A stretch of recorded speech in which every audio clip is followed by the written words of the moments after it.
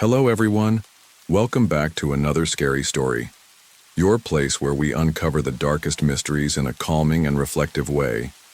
For the next hour, I want you to put on your earphones, put your phone face down, and close your eyes. Relax, and let this story take you to a world full of chills and mystery. I know you use this video to fall asleep, so before that, like the video and subscribe to the channel. Also, leave a comment sharing where in the world you're listening from. Now get comfortable and relax.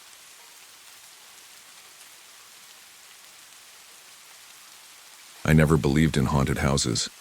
Ghost stories were just that, stories, fabricated to entertain or to scare kids into behaving. So when Marcus suggested we skip our client meeting and book a hotel instead, I laughed it off. We were adults, two guys in sales chasing down a potential deal in a backwater town. What could possibly go wrong? The road to Ravensbrück was nearly as unsettling as the house itself. The deeper we drove into the Michigan woods, the more reality seemed to peel away. GPS lost service halfway down a winding two-lane road, flanked by gnarled trees that looked like they'd claw through the windshield if we stopped too long. Fog pressed against the glass like breath. "I'm telling you, man, this place has bad energy," Marcus muttered, fiddling with the heating knob even, though it wasn't cold. We were supposed to meet a client who inherited a fixer-upper and needed someone to help evaluate its resale potential. The address? 17 Blackwood Lane. A colonial house built before the Civil War, tucked away on the town's edge. I didn't think much of it until we passed the faded "Welcome to Ravensbrück" sign hanging by one rusted chain. The town was quiet. Not small-town quiet, abandoned quiet. A few streetlights buzzed, some flickered. Storefronts sat empty or boarded up. We pulled into Holloway's grocery, the only place that seemed open. The cashier didn't speak when we walked in, just stared with those lifeless eyes as we grabbed snacks and cheap beer. I tried to joke with her. She didn't even blink. Back on the road, it took us 3 wrong turns and a dead end before we finally found Blackwood Lane, more of a gravel path than a road. The house appeared through the mist like it was waiting for us. Weather-beaten, tall, with blacked-out windows and vines clutching its sides like it was trying to escape the ground. We stepped out of the car. The air was thick with the smell of rot and metal. "This is a mistake," Marcus whispered. I shrugged. "It's just a house." We crossed the threshold, and the door slammed behind us. That was the last moment anything felt normal. The first thing I noticed was the silence.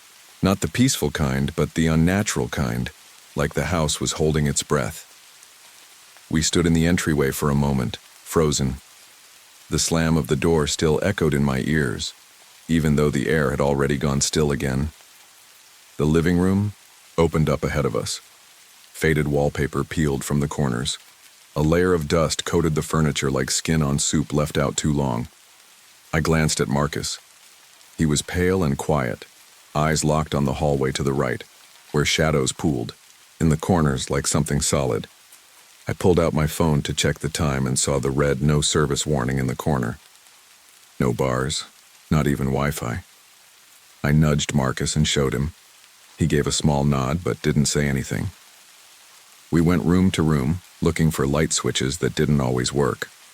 Half the bulbs were burned out. Some flickered dimly like they were struggling to stay alive. In the kitchen, there was an old rotary phone mounted to the wall. I picked it up out of curiosity. Dead. Not even static. This place has power, but no phone, no reception. How does that make sense? I asked. Marcus checked his own phone. Mine's dead too. I charged it on the drive. We both knew the client wasn't meeting us tonight. That part was clear now. Whoever they were, they had left no sign of being there. No key under the mat, no messages, no car in the driveway. Just a musty old house that looked like it had been abandoned for decades. "I say we go back to town, find a hotel. This is a waste of time," Marcus said, his voice edged with something I hadn't heard before. Genuine fear. I was starting to agree. But we'd barely made it back to the front door when Marcus stopped cold. "What the hell?" he murmured. The door was locked. Deadbolt turned on its own. I tried it too. Nothing. I even yanked on it hard enough to rattle the frame. Still nothing. "All right, enough of this," Marcus said. "I'm breaking a window." We hurried to the front parlor. He took a chair and slammed it into the glass. The wood cracked, but the window didn't. Not even a chip. He hit it again. Same result. It was like the glass was reinforced, or not glass at all. That's when my phone buzzed. Just once. I unlocked it and saw the message. "Unknown number, salt, vinegar chips and cheap beer? You'll regret that choice." I stared at it, heartbeat thudding in my ears. There were only 2 people in this house, me and Marcus. Neither of us had a signal. Neither of us had said anything about what we bought at the store since we left. "How the hell does someone know what we bought?" I asked aloud. Marcus looked at me, then down at his phone as it buzzed too. He showed it to me. Another message. "Unknown number. You're checking the locks now. Smart, but they won't help. That was all it took." Marcus backed up to the wall like something was about to burst through. I grabbed my bag, adrenaline kicking in. There were no footsteps, no slamming doors. But the house was changing. It wasn't just creaking anymore. The air was heavier. Like it was pressing down on us, squeezing us into corners. We didn't know it yet, but we had just walked into a trap. And it had already started to close. The house felt wrong. No other word for it. I could hear the subtle groaning of the walls, like the house itself was sighing. It was as if the whole place was breathing, shifting, or maybe it was just me starting to imagine things. But I wasn't alone in that feeling. I saw the look in Marcus's eyes. He was shaken, even more than I was, but he was trying to keep it together. The silence that hung in the air was thicker now, almost suffocating. We stood in the middle of the living room, staring at our phones like they were the only things keeping us tethered to reality. No service, no connection. Just 2 people, isolated in a house that seemed to be watching us. I couldn't even remember how we'd gotten so deep into this place without noticing. The GPS had failed us twice, but even before the messages started, I had the weirdest sense of déjà vu, like I'd been here before. Then it happened again. My phone buzzed and I almost didn't want to check it, but I had to. I felt like it was calling to me, an answer or maybe a warning. Unknown number. You've noticed it too, haven't you? My heart dropped into my stomach. I glanced at Marcus. His face was pale, his eyes wide. He had seen it too. This isn't just some prank, Daniel," Marcus said, his voice tight. "No one knows we're here. There's no one out there to even mess with us." I nodded, throat dry.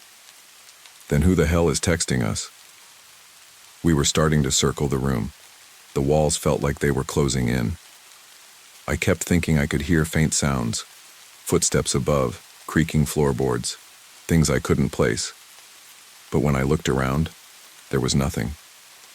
Nothing but the dust and decay of the house. I turned back to my phone. Another message had come through. Unknown number. "I know what you're thinking, but the door won't open. You can't leave until you understand." My hands were shaking now. The hairs on the back of my neck stood up. Something about that sentence made my blood run cold. "You can't leave. We need to get out now," Marcus said, looking at the door with frantic eyes. "It's locked." "We tried," I said, my voice nearly a whisper. The dread was overwhelming now, sitting heavy in my chest. "And we can't get out because whoever this is knows every move we make, even things we haven't said out loud." The words I had just spoken felt heavy, like they were somehow true. It was like the walls themselves were alive, listening, remembering. I stepped closer to Marcus, the air now feeling cold against my skin. We both jumped when the floor beneath us creaked loudly, one loud, deliberate groan as if something had shifted above us. I glanced at the staircase that led to the second floor. The attic door was at the top, barely visible in the dim light, a sliver of shadow beneath it. "That's it, isn't it?" I whispered. "The attic." Marcus's eyes widened. He nodded, but his voice was barely audible. "It's where he went missing, remember? The owner, Elias Vane. They say he was last seen in the attic. Some say he never left." The thought of that made my blood run cold, but I couldn't ignore the pull, the sense that something was up there. The messages were escalating, and I was starting to feel like we were being led somewhere, forced into a narrative we didn't understand. And the worst part? It felt like there was something inside that attic, something that had been waiting for us. I took a deep breath, trying to shake the terror settling into my bones. We'll check the attic. Maybe there's something we can use to get out. A hidden way. A key. Something. Marcus looked like he wanted to protest, but his fear was too strong. We could check the back door, maybe. Thud. It came from above, the distinct sound of something heavy falling, a loud thump that shook the walls. This wasn't the house settling. It was deliberate, and it was close. I looked up, dread flooding me. My hand reached for Marcus's arm, almost involuntarily. Is that? Marcus started to ask. Let's go, I said, pulling him toward the stairs. We crept up the staircase, the wood moaning with each step. The second floor was dim, lit only by a couple of half-dead lamps. At the end of the hall was a small door, the attic door. It stood slightly ajar, dark shadows leaking from it as if something inside was breathing. The closer we got, the more the air thickened. It was like walking into a pressure chamber. I felt like I couldn't breathe. A tingling sensation ran through my fingertips as if the air itself was electric, charging my body with static. I reached for the door, my hand trembling. As soon as I touched the handle, I froze. The hairs on my neck stood up again, and I had the distinct feeling that something was watching me. The door creaked open slowly, revealing the attic. It was pitch black except for the dim outline of old furniture and dusty crates. I swallowed, hard, my throat dry. The smell of decay and something else I couldn't place, something sour, filled the air. I stepped in first, followed by Marcus, who was clutching his phone like a lifeline. But there was no light to guide us, no comfort, in the dark. And that's when I heard it, a low, guttural whisper. You're not supposed to be here. I turned around quickly. Marcus's face was pale, his eyes wide, but he hadn't heard it. He was looking past me. Turn around, he whispered. I didn't need to ask why. I already knew. I couldn't explain why, but when Marcus whispered, turn around, I felt a cold surge of panic that hit me in my chest. The atmosphere in the attic was suffocating, pressing in on me like the house itself wanted to swallow us whole. I didn't want to turn around. I didn't want to face whatever Marcus was seeing, but the urgency in his voice was enough to push me forward. Slowly, I twisted my neck, muscles tense, my heart racing in my chest. The dark space behind me seemed endless, swallowed by shadows that clung to the corners like heavy fog. The dim light filtering through the small window barely illuminated anything. Dust particles floated lazily in the stagnant air, and I could feel the weight of the darkness pressing down on us. At first, I thought I was imagining it. There was a shape in the corner, just a dark mass at the far end of the attic, barely discernible in the gloom. But then, it moved. Not in a way that should be possible for a shadow. Not the usual shifting of darkness that comes from a flickering light, but in a way that was far too deliberate. The thing, if it was a thing, shifted, inching closer to us with each breath we took. Marcus didn't even hesitate. He started backing away, his eyes fixed on the thing in the corner. We need to get out now, he said, his voice strained. He wasn't speaking to me anymore. He was speaking to himself, trying to convince himself it wasn't real, that we could still leave, that we weren't trapped. But I was frozen. There was something paralyzing about that shape. It was as if my body refused to move, my feet cemented in place.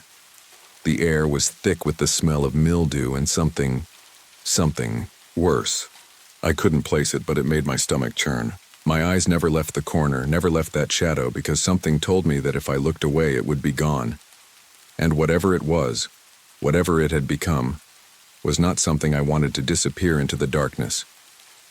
The whisper came, again. You're not supposed to be here. The voice was different this time, though. It wasn't just a whisper. It was a rasping, guttural growl, as if the words were being forced through a throat that had long been used for other things, darker things. The sound felt like it was vibrating in my skull, reverberating against my bones. I wanted to scream, to call out to Marcus, but my voice wouldn't work. It was like the house had swallowed it up. I felt my chest tightening, my breath growing shallow. Without warning, the shape in the corner moved again. This time it wasn't slow. It was fast, too fast, and it covered the distance between us in one unnerving blink. I don't know how I managed to turn around, but I did, grabbing Marcus's arm and pulling him toward the stairs. My feet were stumbling over the worn floorboards, and I could feel the darkness chasing us, seeping into my lungs thick and heavy. "Get out. We have to get out." I managed to croak, but I didn't know if I was speaking to him or to myself. My mind was spinning, my thoughts fragmenting with every step. We reached the stairs, and Marcus was pulling at the door, his fingers slipping over the knob in panic. It wouldn't budge. I was pulling on the door too, but it was as if it was locked from the other side. I slammed my shoulder against it. The wood groaned in protest, but it didn't give. "We're trapped," Marcus shouted, his voice breaking. His phone was still in his hand, but he wasn't even looking at it. His entire focus was on the door, his eyes wide with that same terror I could feel rising in my chest. The silence in the attic was crushing. There were no more whispers, no more movement, but it felt wrong. The air had thickened even further, and I could swear I could hear something. Footsteps, moving behind us. Slow, deliberate, like something was pacing around us in the dark. "Don't look back," Marcus said, his voice trembling. "Don't look back, Daniel. Please, whatever you do, don't look back." I didn't know what he was talking about, but I could feel his desperation, his terror, pulling at me. He was pushing against the door now with all his weight, and I joined him, the two of us heaving against it. It felt like an eternity, the weight of the silence and the pressure of the dark closing in on us. And then, creak. The door shifted. We both froze, listening. The house was groaning beneath us again, the sound echoing through the floorboards like an old man's arthritic joints. The door creaked again, and suddenly it gave way. The hallway light spilled through the crack, casting a sliver of brightness into the attic, and for just a moment, it felt like we were back in the real world. Safe, but we weren't. I grabbed Marcus by the arm and pulled him toward the stairs. We didn't speak. We couldn't speak. There was nothing left to say. We ran, scrambling down the stairs and into the hallway, but even as we moved, I could feel the weight of eyes on the back of my neck. It was as if the house itself was watching us, waiting for us to make the wrong move. When we reached the front door, I didn't hesitate. I yanked it open, the hinges squealing as the cool night air hit my face. But something stopped us. I froze. Standing on the front porch, looking down at us with vacant eyes, was a figure.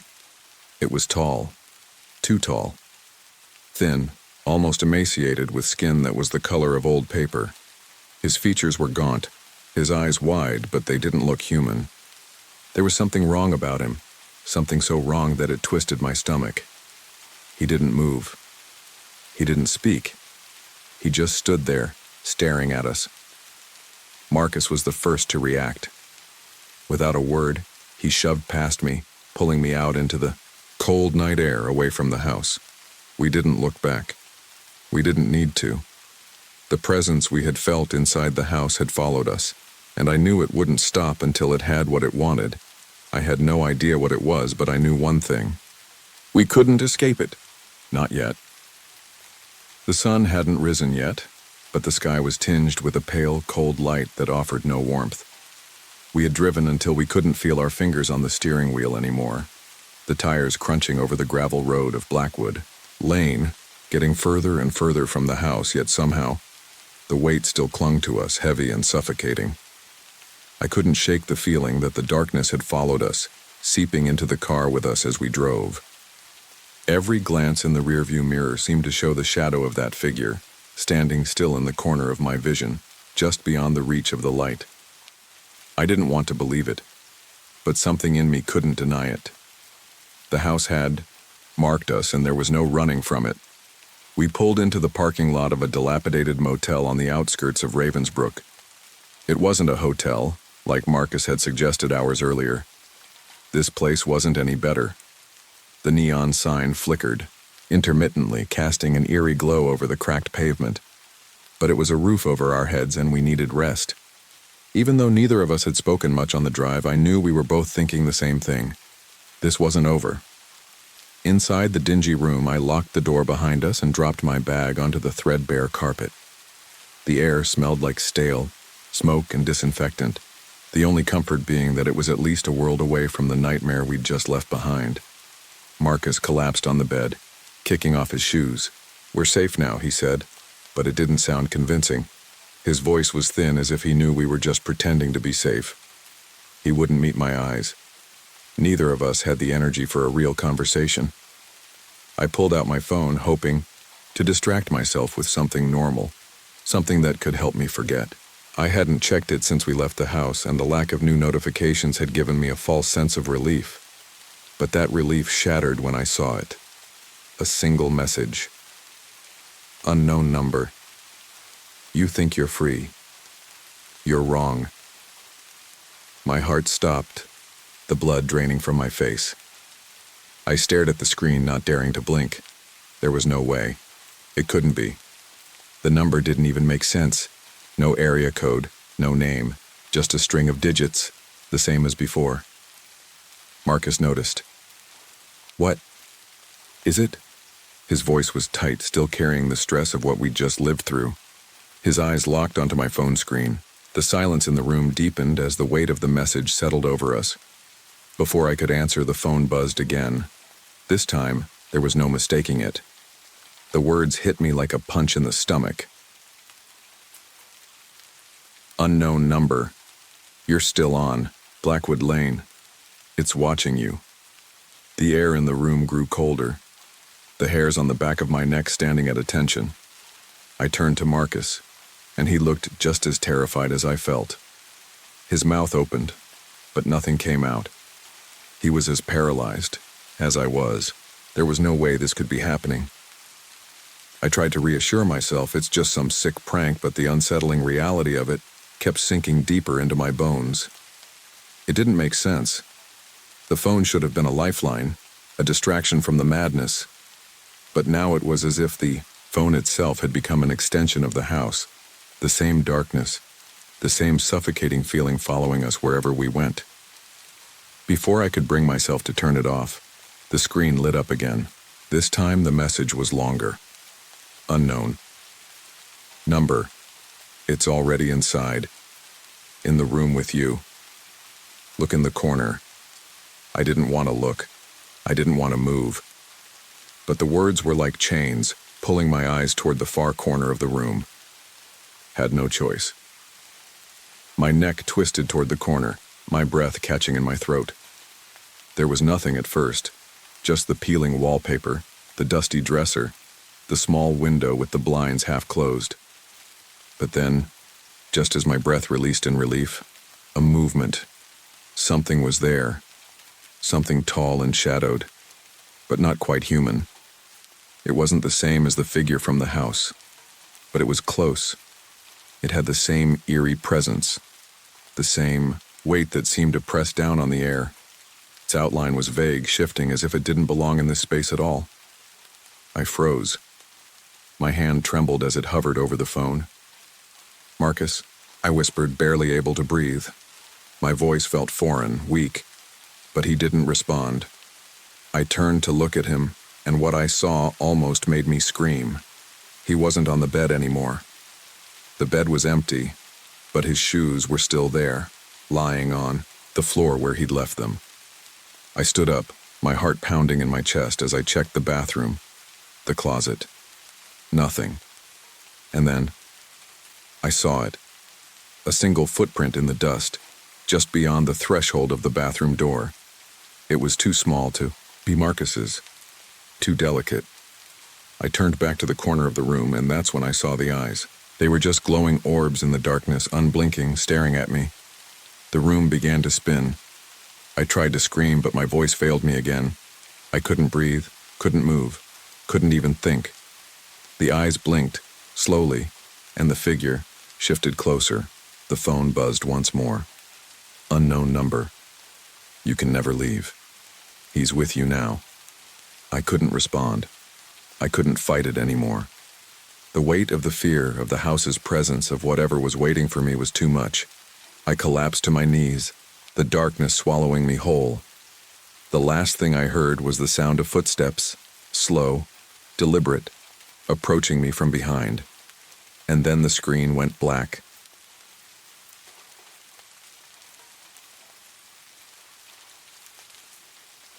I've always been the type of person who thrives in the quiet of the night. The kind of person who feels the weight of the world's noise during the day and longs for the peace that comes when most people are asleep. That's why I found my home at Ironclad Fitness. It wasn't glamorous or trendy. The machines were old, the walls were cracked, and the building was located in the industrial district of Black Hollow, an area that seemed to be perpetually under a gray sky. The air, heavy with the smell of rust and oil. Ironclad was the only gym open after midnight, the only place where I could lift weights. No distractions, no crowds, just the clink of dumbbells and the hum of old fluorescent lights. Perfect for a night owl like me. My name's Javier Morales, or Javi for short. I'm a personal trainer, by trade, though I never really considered it a job. It was more like a lifestyle, a way of life. I had clients during the day, but it was the late-night hours that I truly lived for. The gym felt like a second home, and the few people who showed up in the dead of night were more like companions than strangers. There was Dimitri, the night manager, who kept to himself but always had a dry, no-nonsense way of talking. And then there was Riley, my best friend, a fellow gym-goer who didn't share my love for the late hours. In fact, Riley was convinced Ironclad was cursed, but I didn't believe in that stuff. Ghost stories and rumors didn't faze me. I'd heard all about the building's dark past, the fire at the old textile factory that killed 11 workers in 1986, the fact that the basement was sealed off after complaints about strange noises. But that was just talk. People love a good mystery, and the more creepy details, the better the gossip. It was all folklore to me, harmless, even if it did make the gym feel a little off at times. That first night I heard the whispers was like something out of one of those old grainy horror movies. I remember it so clearly. 2:34 a.m., I was benching, trying to push myself through another set of 200 pounds. The gym was empty. As usual, the only sounds were the faint hum of the overhead lights and the quiet clatter of my own exertion. I was alone. Or so I thought. Out of nowhere, I heard it, a voice, low and guttural, coming from the squat rack behind me. The language was unmistakable Portuguese, though I'd never been fluent in it. I recognized it from movies, the kind where ghosts always whisper in some ancient tongue just to make it more terrifying. Você está sozinho aqui? I froze. The weight on the barbell felt heavier than ever, like it was pressing down on my chest, making it hard to breathe. I turned my head expecting to see Dimitri maybe coming in to check on me or something, but the gym was still empty. I looked at the squat rack, then around the rest of the room. There was no one, no sign of movement. I dropped the barbell with a loud clang, the sound echoing across the gym. My heart raced in my chest as I stared at the empty squat rack. I don't know how long I stood there, my mind trying to make sense of it. Had I imagined it? Was I just tired? Maybe the sound was coming from somewhere else, bouncing off the walls. I swallowed hard and pulled myself together. I shook it off as best as I could. I had a job to do. Still, the whisper lingered in the back of my mind.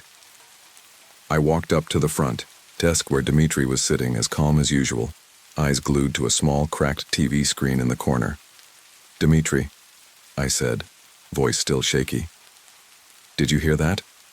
He looked up at me, his expression unreadable. "Hear what?" "That voice." It was, in Portuguese. Behind the squat rack, Dimitri shrugged, unimpressed. "Old building. Pipes sound weird sometimes. Sometimes old buildings have their quirks. Maybe it's the air pressure or something. The wind." He didn't even look away from the TV. I wasn't convinced. You're telling me it was just wind? It's a gym, Dmitri said, his voice flat. Machines make noise, the building creaks. You'll get used to it. I didn't know if he was trying to calm me down or if he genuinely didn't care, but either way, I dropped the subject. I didn't want to seem crazy. I'd worked in gyms for years and I knew what I was talking about. This was different. This was wrong. But I still came back the next night and the night after that, trying to shake off that creeping feeling. I had my routines, my sets, my breaks, my playlists. But each night, something felt off. The gym was still the same. Dim. Lights. The same clattering of metal, the same stale air, but the whispers kept coming back. Every time, they were just a little clearer. Você está sozinho aqui. Again, but this time I could almost feel the presence behind me. I would spin around expecting to find someone there, but it was always just empty air. I tried to tell myself I was just being paranoid, but deep down I knew something was wrong. I had heard that voice, I wasn't imagining it. But the worst part? It wasn't just the whispers. It was the feeling that came with them. The sense that I wasn't alone. That someone was watching me from the shadows. And when the gym was quiet, that feeling was unbearable. I didn't tell Riley about the whispers at first. He'd already told me too many times about the cursed nature of the building. He was into conspiracy theories and always had something spooky to say about every corner of Black Hollow, so I didn't want to give him the satisfaction. But as the days wore on, I couldn't shake the feeling that something wasn't right. And then there were the nights when I'd look into the mirrors and think I saw something out of the corner of my eye. A shadow shifting, a figure standing just out of reach. But when I looked directly, there was nothing. The gym was still just a gym. But maybe it wasn't just the building that was haunted. Maybe it was me. And maybe I didn't want to find out what else might be lurking there. It was hard to ignore, the strange feeling creeping over me whenever I was at Ironclad, especially after the whispers started. At first I tried to chalk it up to stress. Long days filled with clients, lack of sleep, the occasional muscle strain. But as the nights wore on, I couldn't shake the sense that something was wrong. I guess that's when I started to notice more of the little things, the subtle, unnerving details that I'd usually brush off as my imagination. Like the time I was adjusting the inclined bench and I heard something scrape across the floor in the hallway. It wasn't a loud noise, just the kind of soft, dragging sound that might come from a broom or a cleaning cart. But when I stepped out to check, the hallway was empty. Just dimly lit with that buzzing fluorescent light above, casting strange shadows on the floor. I tried to ignore it. There were no other people there after midnight, and Dmitri would have been by the front desk if anyone had been in the building. But the sound stuck with me. I didn't tell him about it. After all, what would I even say? Hey, Dmitri. I think I heard a broom scraping around in an empty hallway, and now I'm worried the gym's haunted. That would have been ridiculous, right? But I couldn't stop myself from thinking about it. I'd even started to feel more tense during my workouts. It wasn't a muscle fatigue kind of tension, but something else. Something deeper. I'd find myself looking over my shoulder more often, glancing at the reflections in the gym mirrors like I was expecting to see someone standing behind me. It wasn't until December 10th, when the treadmills turned on by themselves, that I finally decided to mention it to Riley. That night, I was doing my usual late-night session, bench press, then deadlifts, followed by a bit of cardio. The gym was eerily silent except for the hum of the machines and the clank of weights. Dmitri was doing his usual thing, sitting behind the front desk with his face glued to his phone. I didn't mind it. I liked the solitude. It gave me room to think, to focus. But when I stepped off the treadmill after a 10-minute warm-up, the screen flickered to life. It buzzed for a second, then powered on with a jarring beep. I frowned. That was weird. The treadmill hadn't been on, so I wasn't sure why it would suddenly start. The clock on the display blinked 12:47 a.m., the numbers glowing in the dim light. Before I could even get close to shut it off, the treadmill turned up the speed. I jogged back to it, trying to hit the stop button, but before I could, the speed increased again, this time blaring static through the speakers.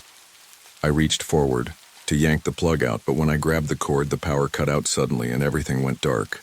I froze in place, my heart racing.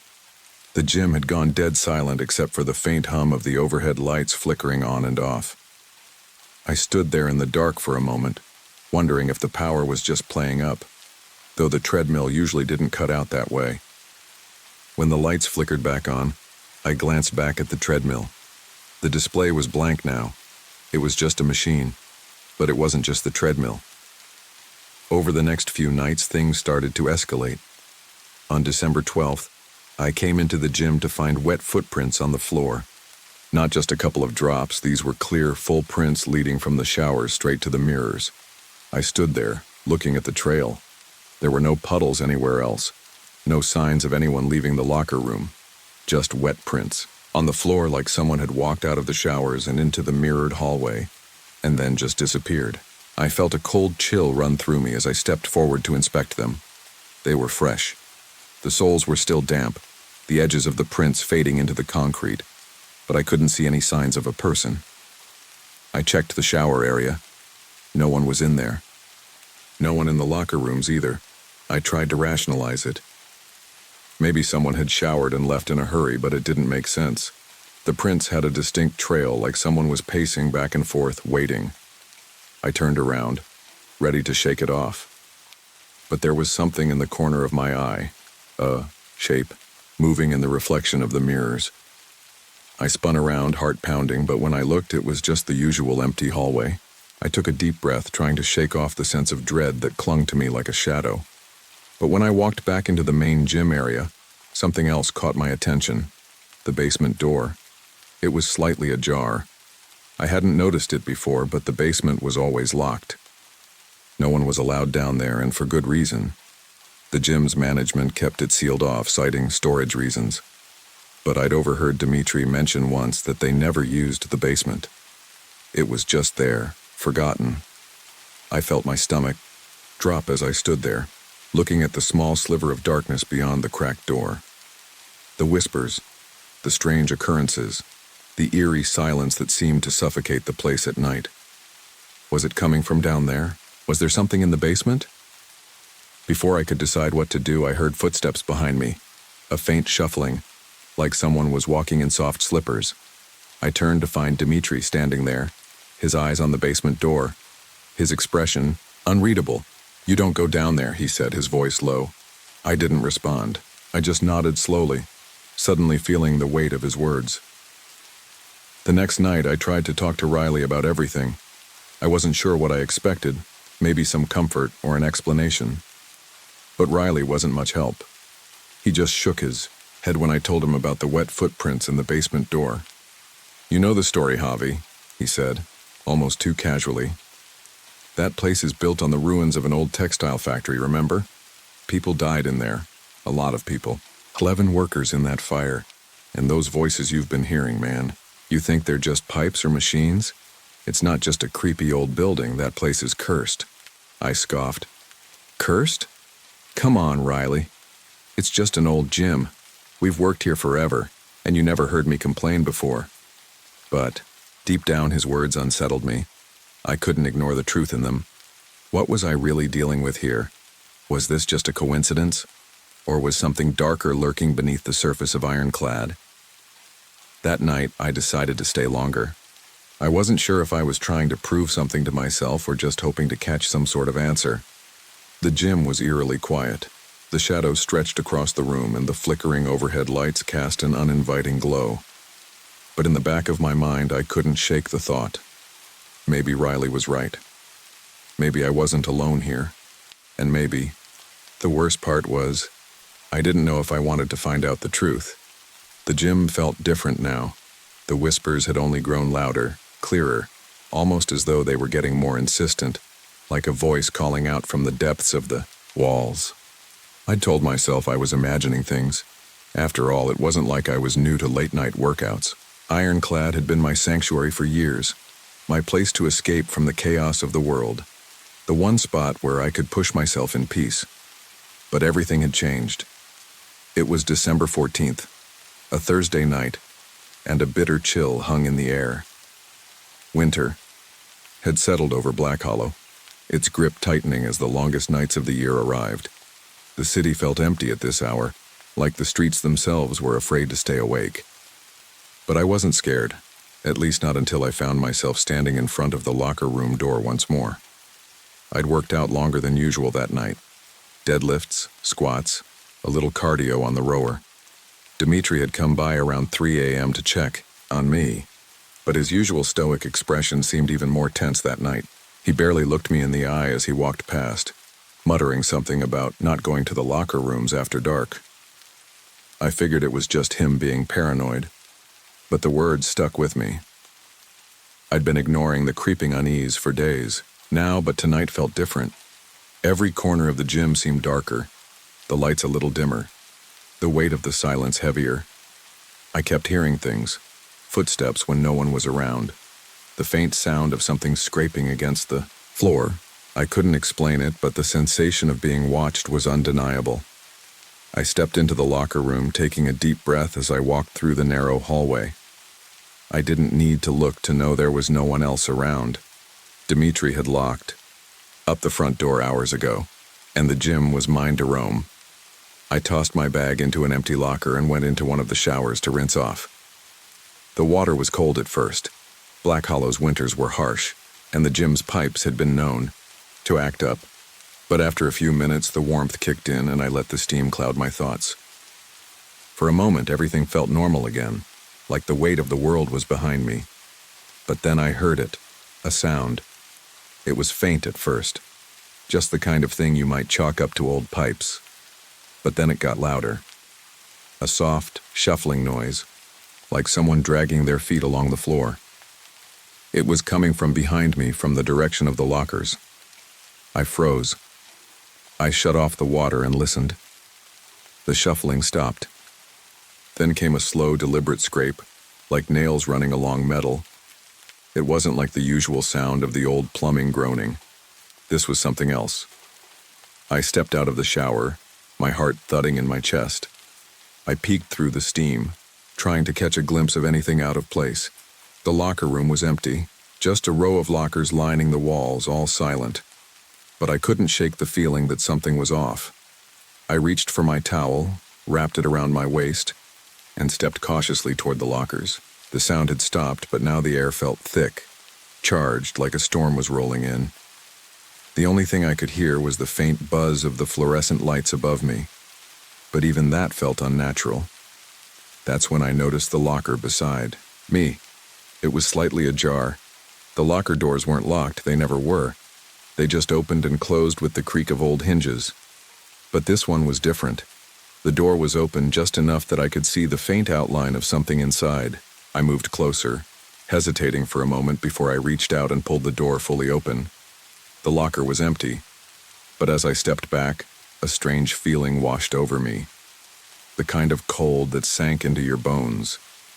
And that's when I saw it in the mirror. A reflection, a figure. It wasn't standing behind me, not in the way you'd expect someone to be, but hovering. In the mirror, I saw the outline of a man, tall, gaunt, his body draped in what looked like an old blackened uniform. The fabric was torn in places, revealing patches of charred skin. His face was obscured by shadows, but his mouth was moving, whispering, something I couldn't hear. I stumbled back, my heart leaping into my throat. I whirled around, but there was nothing there. No figure, no one standing in the room with me. But when I looked at the mirror again, the figure was still there. His mouth moved, but this time I could almost make out the words. Você está aqui. Ele está esperando. The words were in Portuguese again.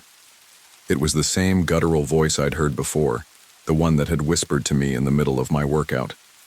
My legs felt weak, and I nearly collapsed as I turned and bolted out of the locker room. My breath was shallow, my mind racing.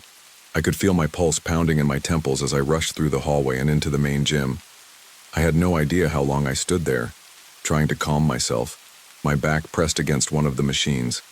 I could feel my heart still hammering in my chest as I replayed the scene in my mind, trying to make sense of it. Had it been a trick of the light? Some kind of hallucination? But the whispers, those voices, they were too real to ignore. The reflection in the mirror had been clear, and the feeling of dread that gripped me was too real to chalk up to anything else. I glanced at the clock. 4:10 a.m. Dmitri was probably finishing his shift, but I couldn't face him, not like this. Not when I felt like I was losing my grip on reality. I left the gym as quickly as I could, pushing the door open and stepping into the cold night air. The icy wind hit my face, but it didn't help clear my thoughts. I couldn't shake the image of the figure in the locker room. The voice still echoed in my mind. As I drove home, I couldn't stop looking over my shoulder, half expecting to see something, lurking in the back seat. I gripped the steering wheel so hard my knuckles ached, but even the familiar comfort of my apartment didn't ease the dread gnawing at me. I sat in silence for a long time that night, wondering if I had imagined it all. But deep down I knew, whatever I'd seen, it was real, and whatever was haunting Ironclad Fitness, it wasn't going away. It's strange how quickly the mind can convince itself that something isn't real. The human brain is so adept at masking fear with logic, distracting you with distractions, or making excuses for things you can't explain. I'd convinced myself that maybe I'd imagined the figure in the locker room. I told myself that the whispers were just the building settling. But deep down, I knew better. The gym hadn't been the same since that night. Even now, I felt the pressure of that presence looming behind me, always just out of sight. Every creak of the floorboards, every strange sound in the air made my skin crawl. The worst part was that I couldn't tell if the gym was actually haunted or if my mind was unraveling, if I was losing my grip on what was real. It had been 3 days since the locker room incident, and I still hadn't gone back to Ironclad. I'd kept myself busy, working during the day, hanging out with Riley, trying to get my mind off of it. But when night fell, I couldn't shake the sense of dread that lingered. My apartment felt too quiet, too empty. I kept thinking I was hearing things. Footsteps behind me when I walked down the hall, faint murmurs in the distance.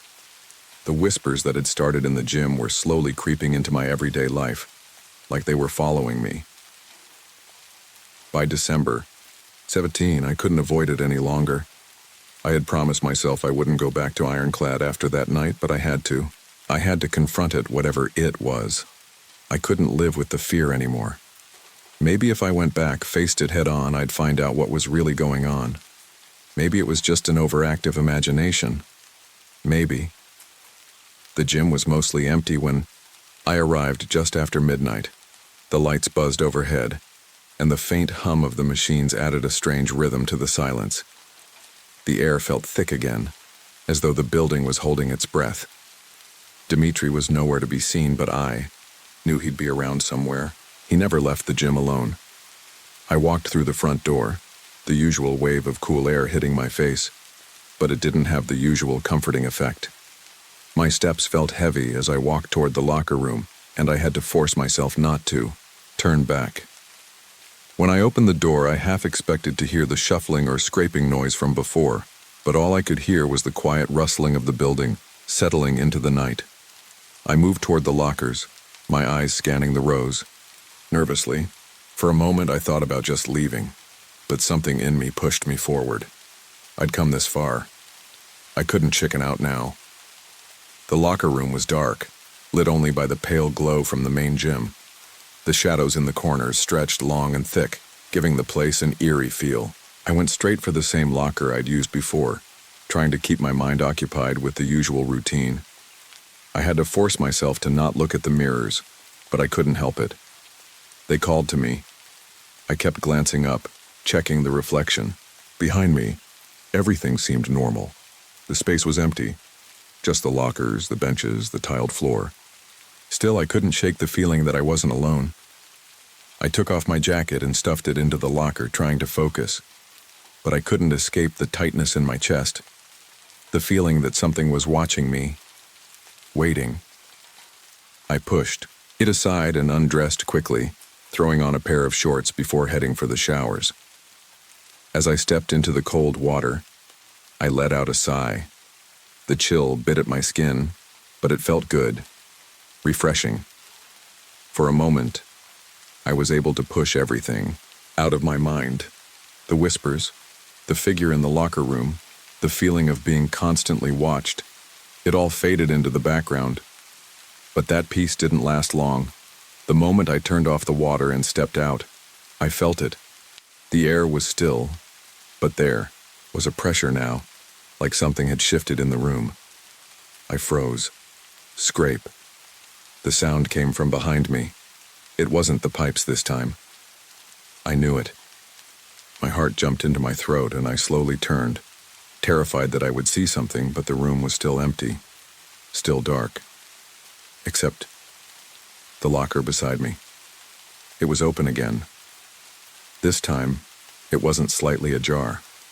The door was wide open, and the inside was filled. At first, I didn't get it. It didn't make sense. The locker was completely packed with stuff, clothes, shoes, gym bags. But they didn't belong to anyone I knew. The things looked old. The fabric was frayed, the shoes scuffed and worn.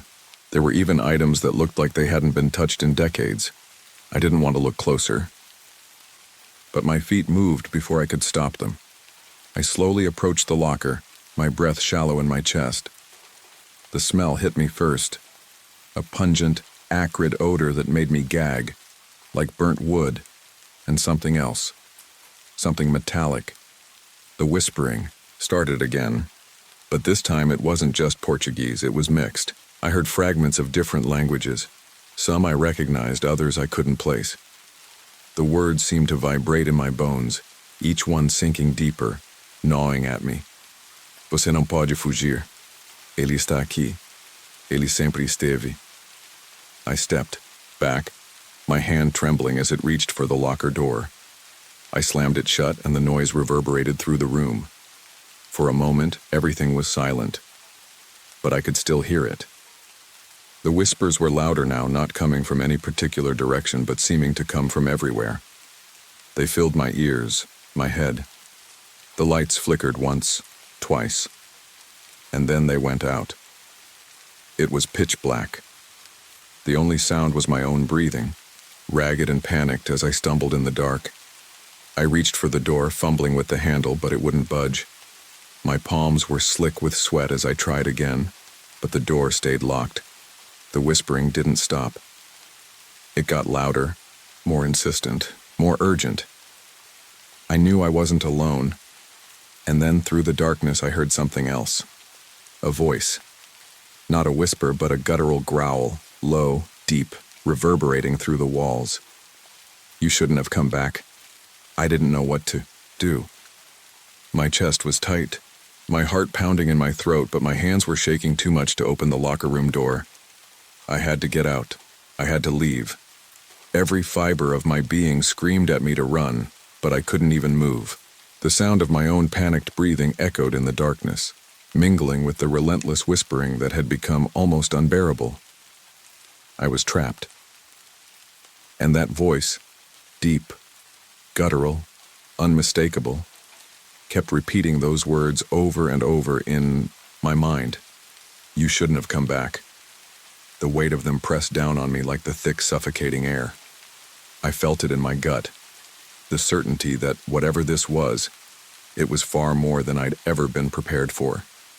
I had thought I was being brave, facing down some stupid rumor or trying to get to the bottom of a bad experience, but now I realized how stupid I had been. My phone.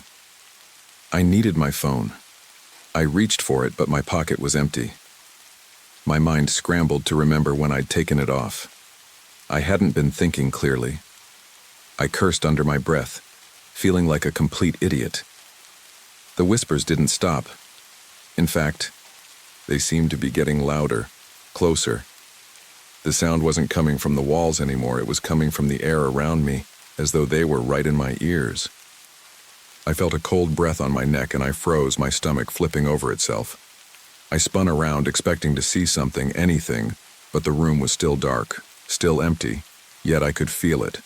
It was there. I turned again, my eyes frantically, scanning the pitch-black room. My legs moved without thinking, stumbling in the darkness. I had to get out. I had to leave before whatever was in there with me decided to do something about it. The locker room door. That was the way. Out. I reached for the handle again, my breath ragged and uneven, and this time I pushed with all my weight. It wouldn't open. I kicked the door, twice, 3 times. Nothing. It was like something was holding it shut. And then I felt it. The pressure. The unmistakable sensation of something breathing behind me. Warm. Wet. It was like I could feel its lungs expanding and contracting against my back. Every muscle in my body tensed, the hairs on my neck standing at attention. I didn't need to turn around to know what was there. That's when I heard it. A hiss. It was so close it vibrated in my bones, like something had its lips right next to my ear. "You can't leave." I flinched, my heart pounding so loudly I could barely hear anything else. But then, in that brief moment of terror, something in me snapped. I couldn't let it win. I couldn't let whatever this was hold me. Here. I turned around. There in the darkness was a shape, a figure. It was tall, impossibly tall, and its limbs bent at unnatural angles. The air around it shimmered as though it was somehow distorting the space itself. I could barely make out its features, but I didn't need to. I could feel its presence in every part of me.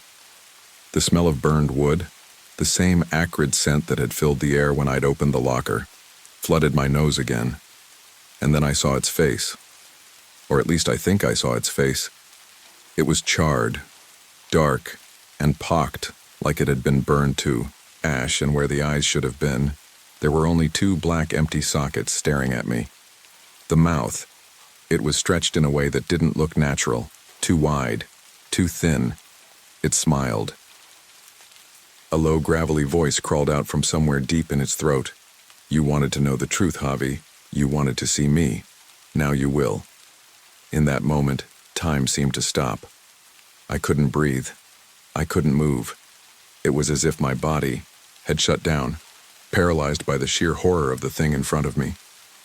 But then, like a switch flipped in my brain, my fight-or-flight instinct kicked in. And for the first time in what felt like forever, I could think clearly. I had to get out. I couldn't stay here. I couldn't face whatever this was. I turned, frantic, and started banging on the locker room door again. This time I didn't stop. I hammered it with both fists, my knuckles slamming against the cold metal.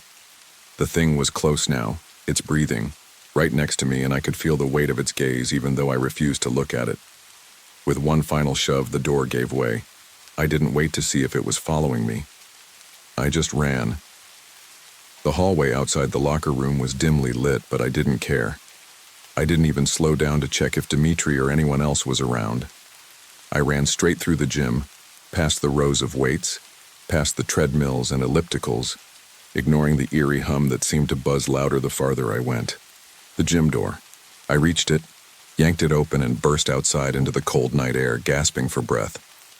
I didn't stop running until I was home, standing in my apartment, locked safely inside.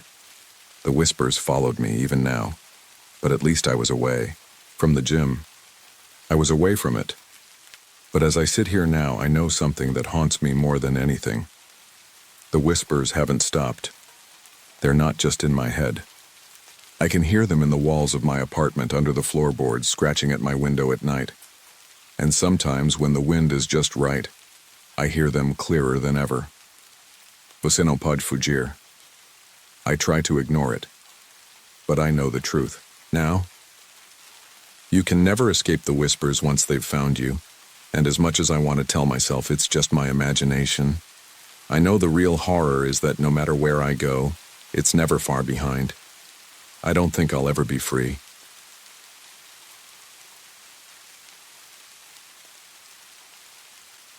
It started with something so small, something so seemingly innocent that I almost brushed it off. But looking back, I realized that was the moment it all began. I had been working at Fresh Value Supermarket for almost 6 months. It wasn't glamorous, but it paid the bills. My shift was always the same, 7 p.m. to 3 a.m. The quiet night shift, the one I actually preferred. There's something about the calm of an empty store after hours. The aisles are still. the only sound being the occasional hum of the fridge units and the soft click of the scanner as I checked out the few remaining customers. It gave me time to think, to plan, to mentally prepare for whatever would come next in my life.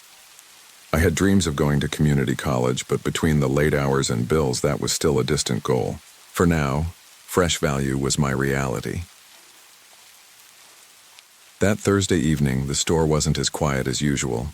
The holiday season was approaching, and people were already starting to stock up on canned goods and frozen dinners. It wasn't anything out of the ordinary, just more bodies in the aisles, more stuff to restock, more pressure to get the shelves in order before the morning shift took over. I had just clocked in and changed into my uniform when I noticed it.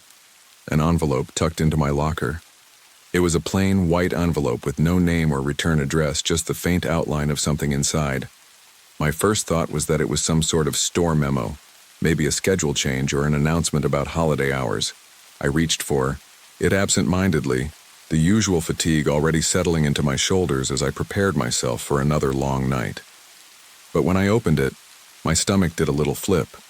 It wasn't a schedule or a memo. It was a note, written in neat handwriting, the kind that looked practiced, even professional. It was folded in half, but it was the words that caught me off guard. "Your blue shirt brings out your eyes." Me. For a second, I stood there in the break room, staring at the note, unsure of what to do. I didn't recognize the handwriting, and I couldn't figure out who M was. I mean, I had been working here for a while, and I knew most of my coworkers by name. There wasn't anyone I could think of who would leave me a note like this. At first, I thought it might be a joke. Maybe one of the regulars, someone who knew I was the night cashier, was trying to mess with me. I half laughed, thinking about how absurd the situation seemed. It wasn't the kind of thing that usually happened to me. I was just a cashier working late shifts to make a little extra money. Who would even be paying attention to my blue shirt? But then I realized something strange. There was no way anyone could have known what shirt I was wearing. I hadn't spoken to anyone about it. The only person who had seen me wearing that shirt was the staff, and that made me uneasy. I crumpled up the note, tossing it into the trash can nearby. I tried to shake off the feeling that had begun to settle in the pit of my stomach. I was overthinking it, right? It was just a harmless note. There was no need to make a big deal out of it. I went on with my shift. The store was busier than I expected, but it wasn't anything I couldn't handle. I scanned items, helped customers find what they needed, and made small talk with a few of the regulars. The night stretched on, the hours dragging, but I wasn't thinking about the note anymore. I was too focused on the noise of the registers, the low hum of the lights above, the familiar rhythm of a night shift. But then something strange happened. At 11:45 p.m., I was finishing up a transaction when my phone buzzed. It was a text message. The librarian's number was unfamiliar, a number I didn't recognize. My finger hovered over the screen for a moment, and then I opened it. "Saw you walking home. You look tired. Want company?" I froze. My mind raced. How? How did she get my number? I hadn't given it to anyone at work, and it wasn't like I had shared it with anyone who wasn't already a close friend. But there it was, a text from someone who claimed to have seen me walking home. The message was casual, almost friendly, but something about it felt off. I stared at the screen, my thumb hovering over the keyboard, unsure whether to respond. Who was it? Why would they even text me? I couldn't think of any reasonable explanation. Maybe it was just a prank? Maybe someone was messing with me, like some of the people who like to play jokes on the night shift workers. But it didn't feel like a prank. It felt personal. I deleted the text, quickly pushing my phone back into my pocket. I tried to dismiss the thought. It was probably nothing. The rest of the shift was uneventful. I finished up, locked up, and headed home, trying to shake off the unease that was growing inside me.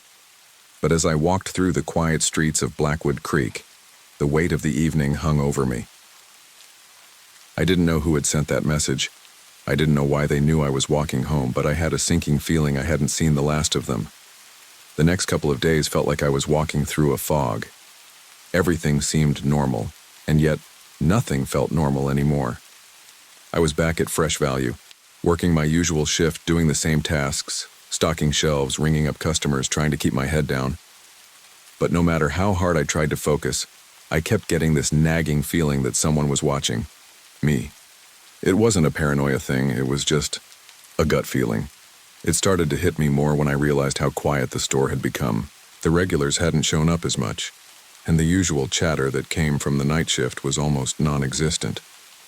Even the fluorescent lights above me seemed to buzz in an unfamiliar way, like they were flickering with some kind of static, energy I couldn't quite place. Then came the gifts. It was 3 nights after the note. I was at the register, checking out a late-night shopper who was picking up snacks for a movie marathon. The store had almost cleared out, and the clock was edging toward 2 a.m. The store was almost empty, save for the odd wanderer here and there, when I saw it. Sitting on the counter next to the register was a coffee cup. It wasn't one of the usual plastic cups from the vending machine or a store-branded mug. It was a cheap ceramic one, with a simple white surface and a dull blue stripe running across the top. The kind of cup you could find in any discount store. Didn't think much of it at first, maybe one of the night shift workers had left it behind. But as I picked it up to move it, I noticed something that made my skin crawl. The cup was still warm. I hadn't seen anyone near the register, and no one had been in my line of sight long enough for them to leave a cup behind. I turned it over, looking for any sign that it belonged to a customer, but there was nothing. I felt my heartbeat quicken. Who left it here? I set it aside and went back to the task at hand, trying to ignore the discomfort crawling up my spine. But the strange sensation lingered, and the entire rest of my shift felt like a blur. The next day, things only got worse.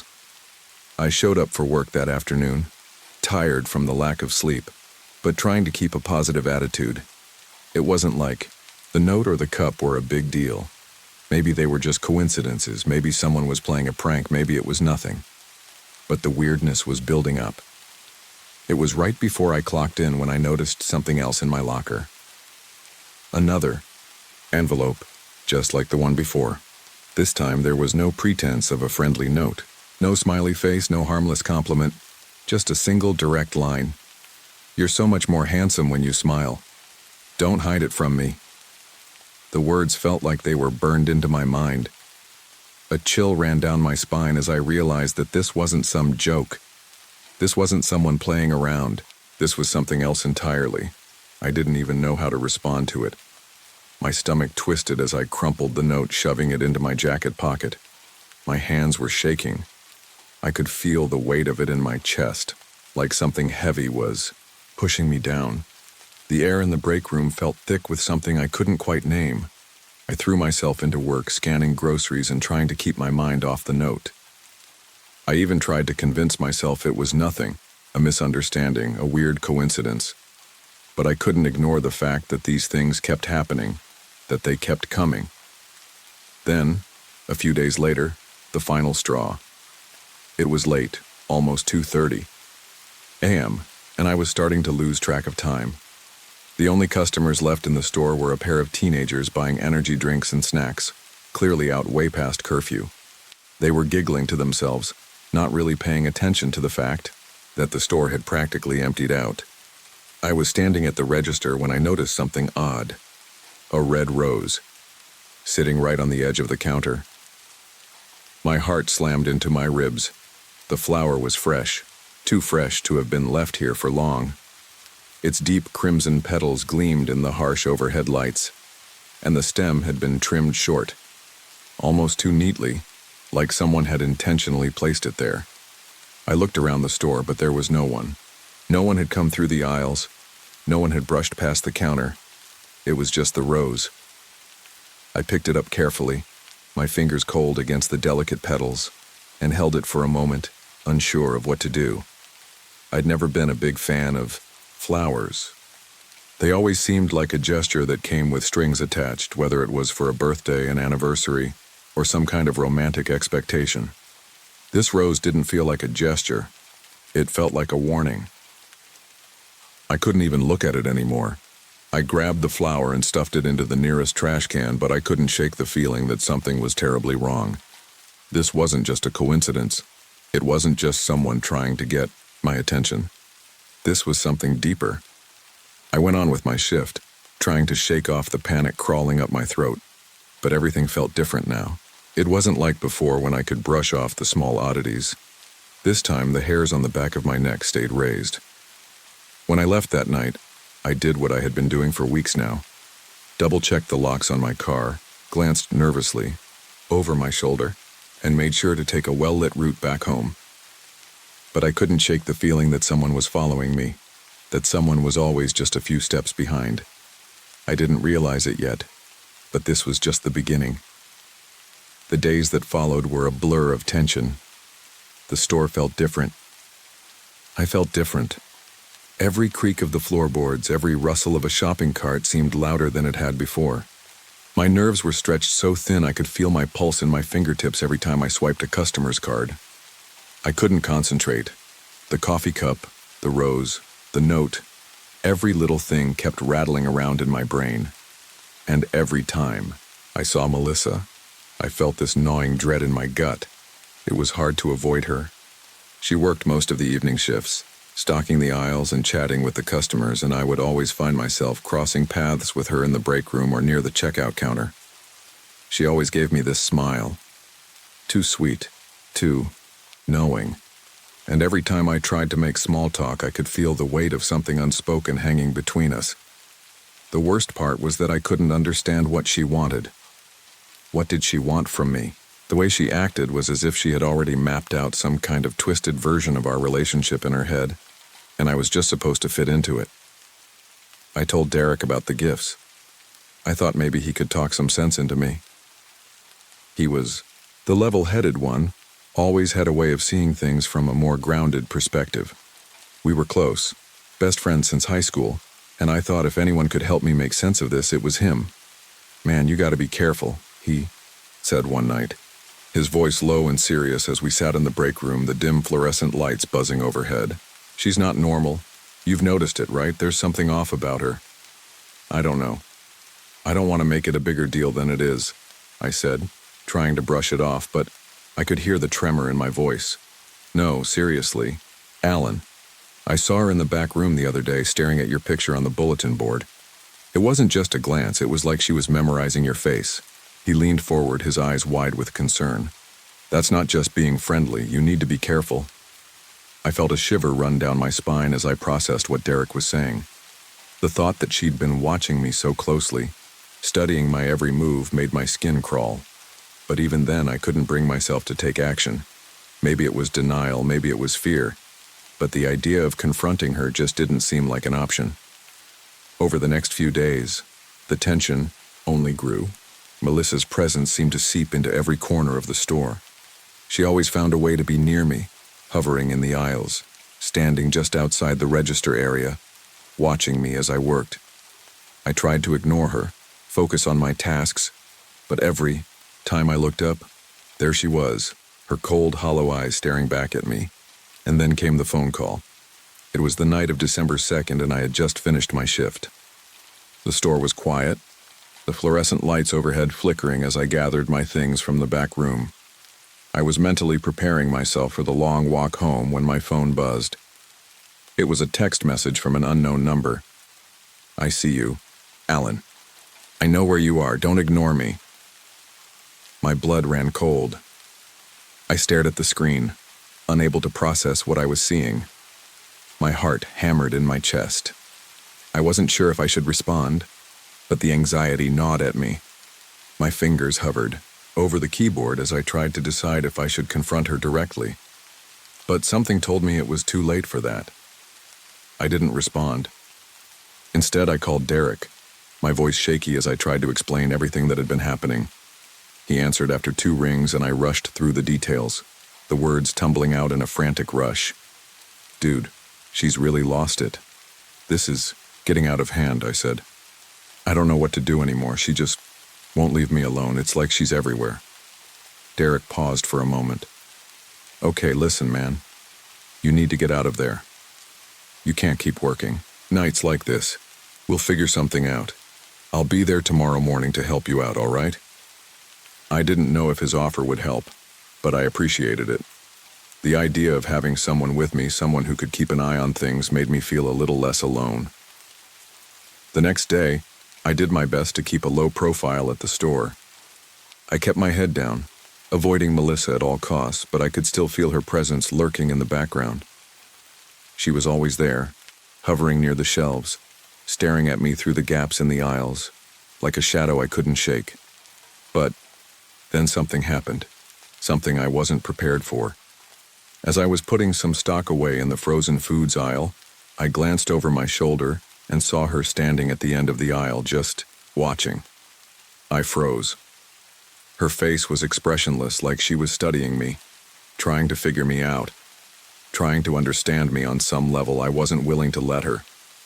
Her eyes locked with mine, and for a brief moment, it felt like time stood still. I opened my mouth to say something, anything, but before I could speak, she was gone. She just disappeared around the corner. I didn't wait for her to come back. I turned and walked straight to the front, my heart pounding in my chest.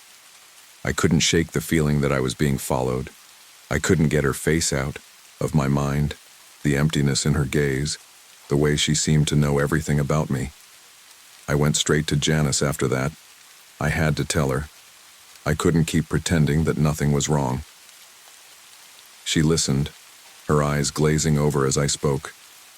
It was like she was hearing me, but not really hearing me. Her eyes never seemed to focus as she absently tapped her pen on the desk.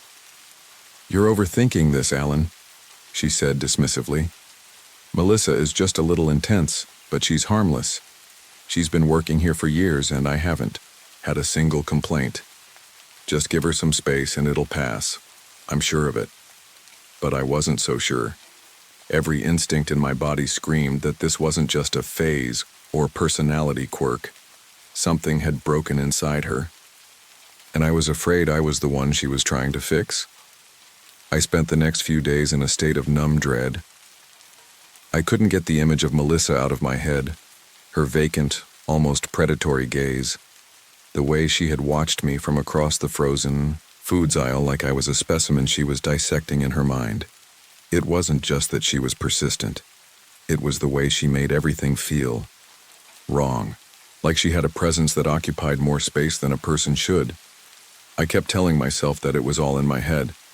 Maybe I was just stressed. I had a lot on my plate, trying to save up for community college, dealing with long hours at the store, and still finding time to keep up with basic life stuff. I needed to stay calm, but every time I walked into work, the atmosphere felt heavier. The store was quiet for the most part, especially late at night when I worked the cash register, alone. The few remaining customers seemed distant, oblivious to the tension in the air. The only sounds were the occasional beep of the scanner and the hum of the cooling units.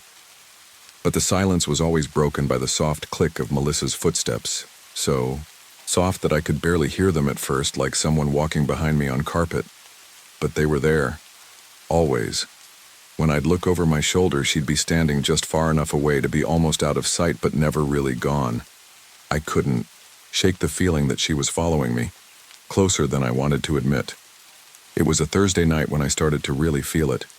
I was stalking the aisles after my shift, the dull fluorescent lights flickering above me.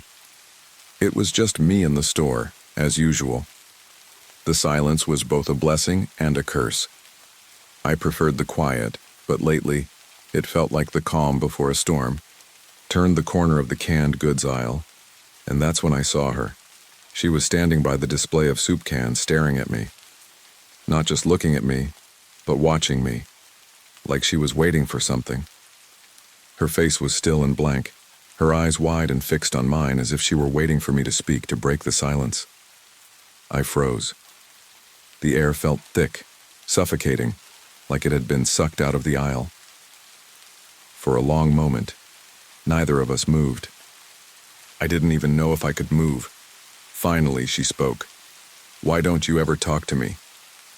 Her voice was flat, almost emotionless. I swallowed hard, my throat dry. I don't know what you mean, Melissa. I've talked to you plenty." Her smile was small, tight and unsettling. "No, you haven't. Not really. You just avoid me." all the time. It's like you don't want to talk to me. I took a step back, my heart thudding in my chest. What are you talking about? I've been nice, I'm just trying to do my job. She took a step closer. I backed up again, but my feet felt like they were stuck to the floor. You're lying, she said, her tone barely a whisper now. You don't want to talk to me. You think I'm crazy, don't you? I didn't answer. I couldn't. The words caught in my throat, too terrified to leave my mouth, but I could feel her eyes boring into me, and for a split second it felt like I was suffocating. I had to get out of there. Melissa, I need to go, I said, my voice unsteady, but she didn't move. She stood there, blocking the aisle, watching me with those hollow eyes. You're going to leave me too, aren't you? You're just like the others. All of you. She paused, her smile slowly fading.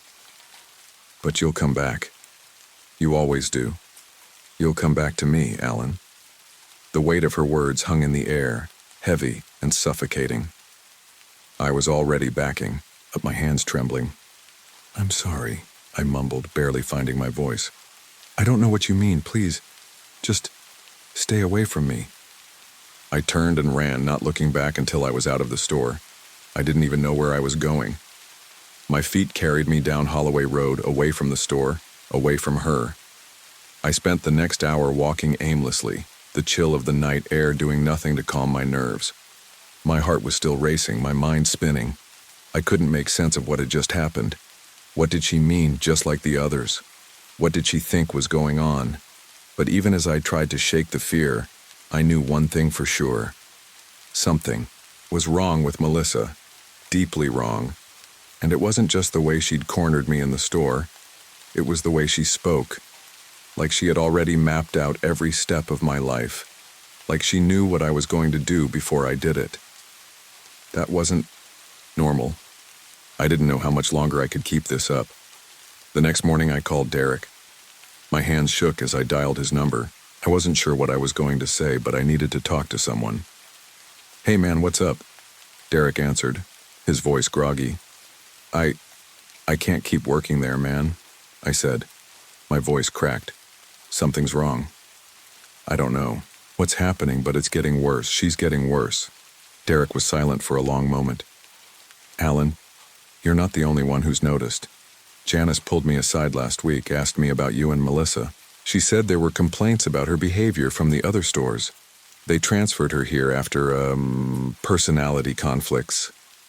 I felt my stomach drop. Personality conflicts? I echoed, my voice barely a whisper. What does that mean? Derek sighed. I don't know, but she's got a history, Alan. People here think she's unstable. I've heard rumors, but no one's been brave enough to report it. You're not the first person she's fixated on, man. I could feel the blood drain from my face. This wasn't just an isolated incident. Melissa had done this before. Do you think I should tell Janice again? I asked, my voice shaky. No. No way. Janice is too wrapped up in her own world to care, Derek said. But you need to get out of there. It's not worth it. I didn't need more convincing. I was done. It was over. But deep down, as I hung up the phone, I knew it wasn't over. Not by a long shot. Because Melissa wasn't going to just let me go. She wasn't going to let anyone go. And I was scared. Scared of what she might do next. Scared of how far her obsession with me would go. The worst part? I knew I hadn't seen the last of her.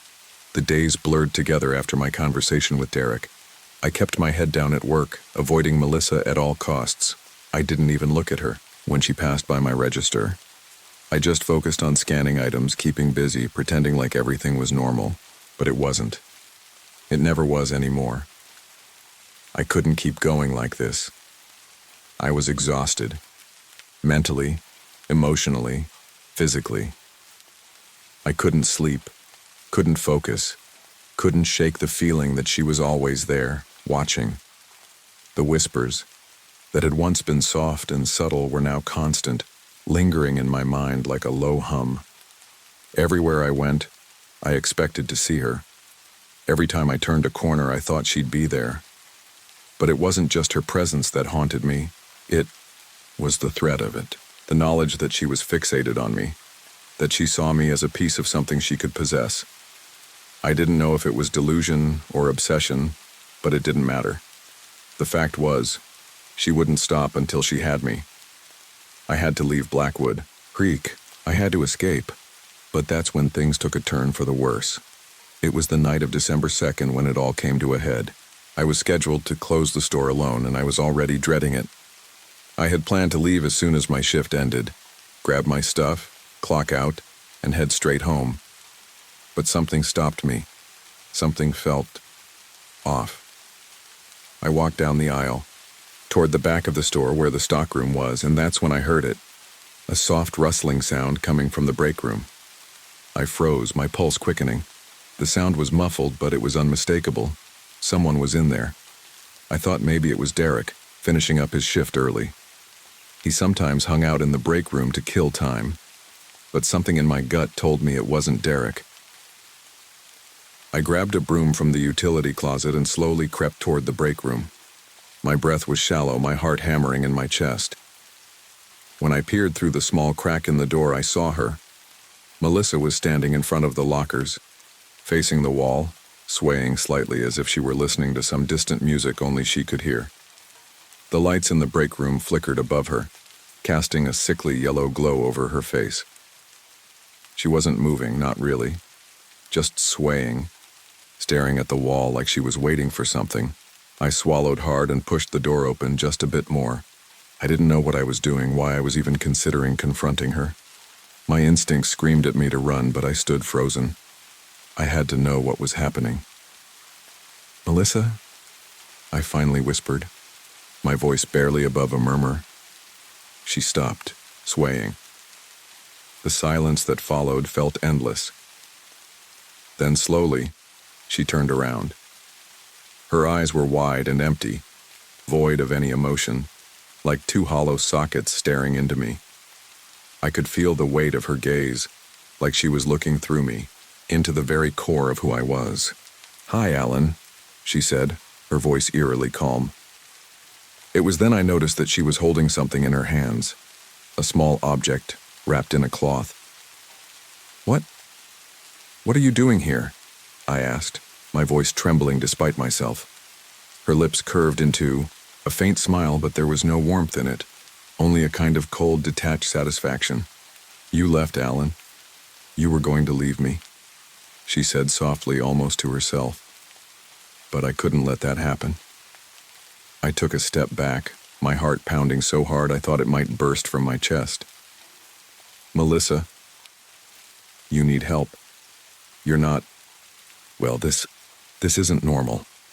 Her smile faded and she tilted her head slightly to the side as if considering my words. "I don't need help, Alan. I just need you." She held out the cloth-wrapped object toward me and my stomach twisted. I knew then that whatever it wasn't going to be good. "Take it, Alan. It's a gift. For you," she whispered. I stepped back, my hands shaking. "What is it?" She let out a soft, hollow laugh. "It's the key, Alan. The key to everything." Before I could react, she dropped the cloth, revealing what it was. It was a lock of hair, twisted tightly with a ribbon. "My hair," I choked back a gasp. "No," I whispered. "How did you..." Her smile was stretched tight now, almost unnatural. "You've been mine since the moment I saw you. I knew you would be. And now, you're finally here." In that moment, I knew I had no choice. I couldn't run anymore. I had to leave. I had to get out of there, out of Blackwood Creek. I turned and ran, not even bothering to grab my jacket or my things. I sprinted out of the store, past the aisles and the registers, ignoring the sounds of her following me. My feet pounded the linoleum floor, but I could hear her footsteps echoing behind me. Slow, deliberate, like she was savoring each step. I burst through the front doors and didn't stop running until I was halfway down Holloway Road. I didn't look back. I stayed at Derek's place for the rest of the night. I called my parents, told them I was leaving for good. They didn't understand, of course, how could they? But I couldn't stay another minute. The next day, I packed up my apartment and left Blackwood Creek.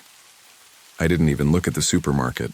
Again, I moved to a new town, took a few community college classes online, and started over. But I couldn't forget about her. Every now and then, I'll still hear the soft click of heels behind me when I'm walking home late at night. But when I turn around, there's no one there. And sometimes when I close my eyes, I can still see her standing in the break room, her hollow eyes staring into mine. And I know, wherever I go, she's still watching. She's always watching.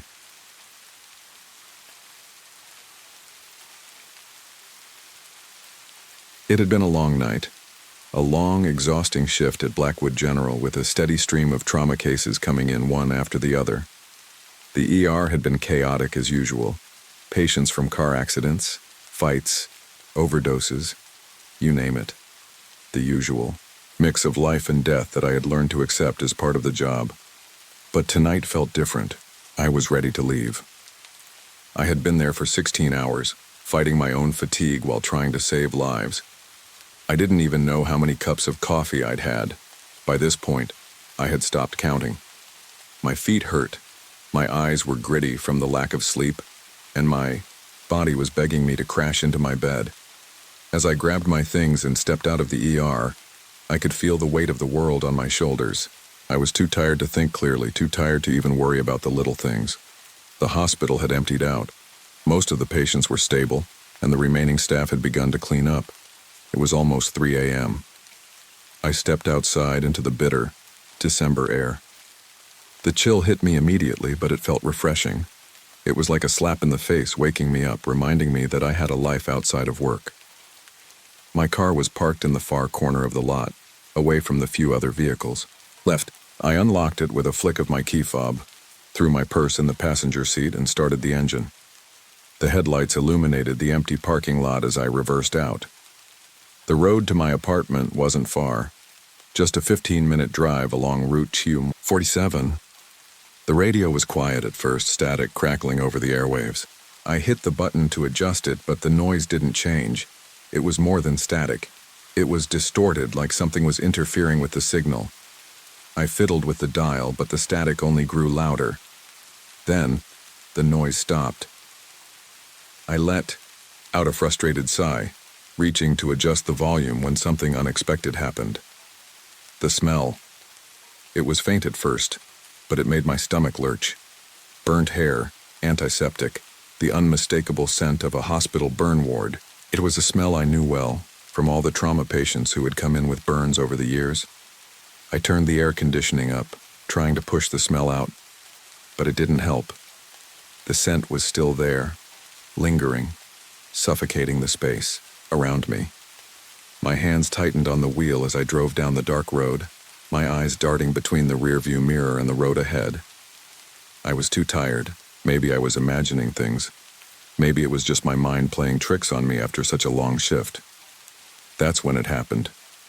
A flicker in the rearview mirror. It was quick, but it was enough to make my heart skip a beat. A shadow. I blinked, unsure if it was just a trick of the light or something else. I looked again, but nothing was there. I shrugged it off. My coat had been hanging on the back seat, but I didn't remember leaving it there. Maybe it was the angle, or maybe my exhaustion was making me see things. Then came the voice. It was low at first, almost a whisper, but I heard it clearly, as if it was right behind me. Faster, I gasped, jerking the wheel to the right. The car swerved dangerously, the tires screeching as I struggled to regain control. My heart was pounding in my chest, my breath coming in sharp, ragged gasps. My hands were gripping the steering wheel so tightly that my knuckles turned white. "Come on, Evelyn, get it together," I muttered to myself. I barely managed to steer the car away from the guardrail. My heart was racing, the pulse in my ears, so loud I could hardly hear anything else. The static returned on the radio, but this time it was different. Instead of static, it was a child's laughter, soft, eerie, and distant. My blood ran cold. I reached down for my phone, the need to distract myself overwhelming, but there was a new notification on the screen. I didn't even have time to look at it. The car began to shake, and I quickly slammed my foot down on the brake. My hands were shaking. My whole body was trembling as I brought the car to a stop on the side of the road. The laughter on the radio cut off abruptly, and the car was silent again. I sat there for a few moments, too scared to move, too shaken to drive. What had just happened? What was that voice? Was I losing my mind? The road outside seemed eerily still. The trees lining the edges of Route 47 loomed like dark figures in the night, their twisted shapes barely visible against the dark sky. I felt a chill crawl up my spine, an overwhelming sense of unease washing over me. I glanced in the rear view. Mirror again. Nothing. I sighed, rubbing my eyes, trying to calm myself down. It was just my exhaustion, that's all. I needed to get home, get some sleep, and forget about this. But when I looked up, my heart skipped a beat. There, in the reflection of the windshield, a face. A woman. Her eyes were hollow, black as coal, and her skin, charred, burnt. Her face pressed against the glass from the outside as if she were staring into my soul. I screamed. I slammed the brakes again, heart pounding, tears welling up in my eyes, but when I looked again, the woman was gone. I quickly pulled the car over to the shoulder, barely managing to keep it steady. My hands were shaking uncontrollably as I tried to catch my breath. The radio was silent again, as if nothing had ever happened. But something had happened. I wasn't crazy. That woman, whoever she was, had been there. I didn't stay long on the side of the road. I knew I had to get home, but every nerve in my body screamed at me to turn around, to drive straight back to the hospital, to call someone, anyone. But I didn't. I couldn't. I drove the rest of the way home in silence, the unease lingering in the pit of my stomach. When I finally parked in front of my apartment, I sat there for a moment, just staring at the empty street. I was too shaken to move, too terrified to go inside, but I had to. I didn't know how long I sat there, but eventually I mustered up the courage to leave the car. I grabbed my things, closed the door behind me, and walked up to my apartment, my mind racing. When I stepped inside, I froze. The rear windows of my car, they were covered in handprints, small, childlike handprints. I swallowed hard, my throat dry, and pulled my phone out of my bag. There was a new notification, as if the universe itself was mocking me. It was a message, sent from nowhere.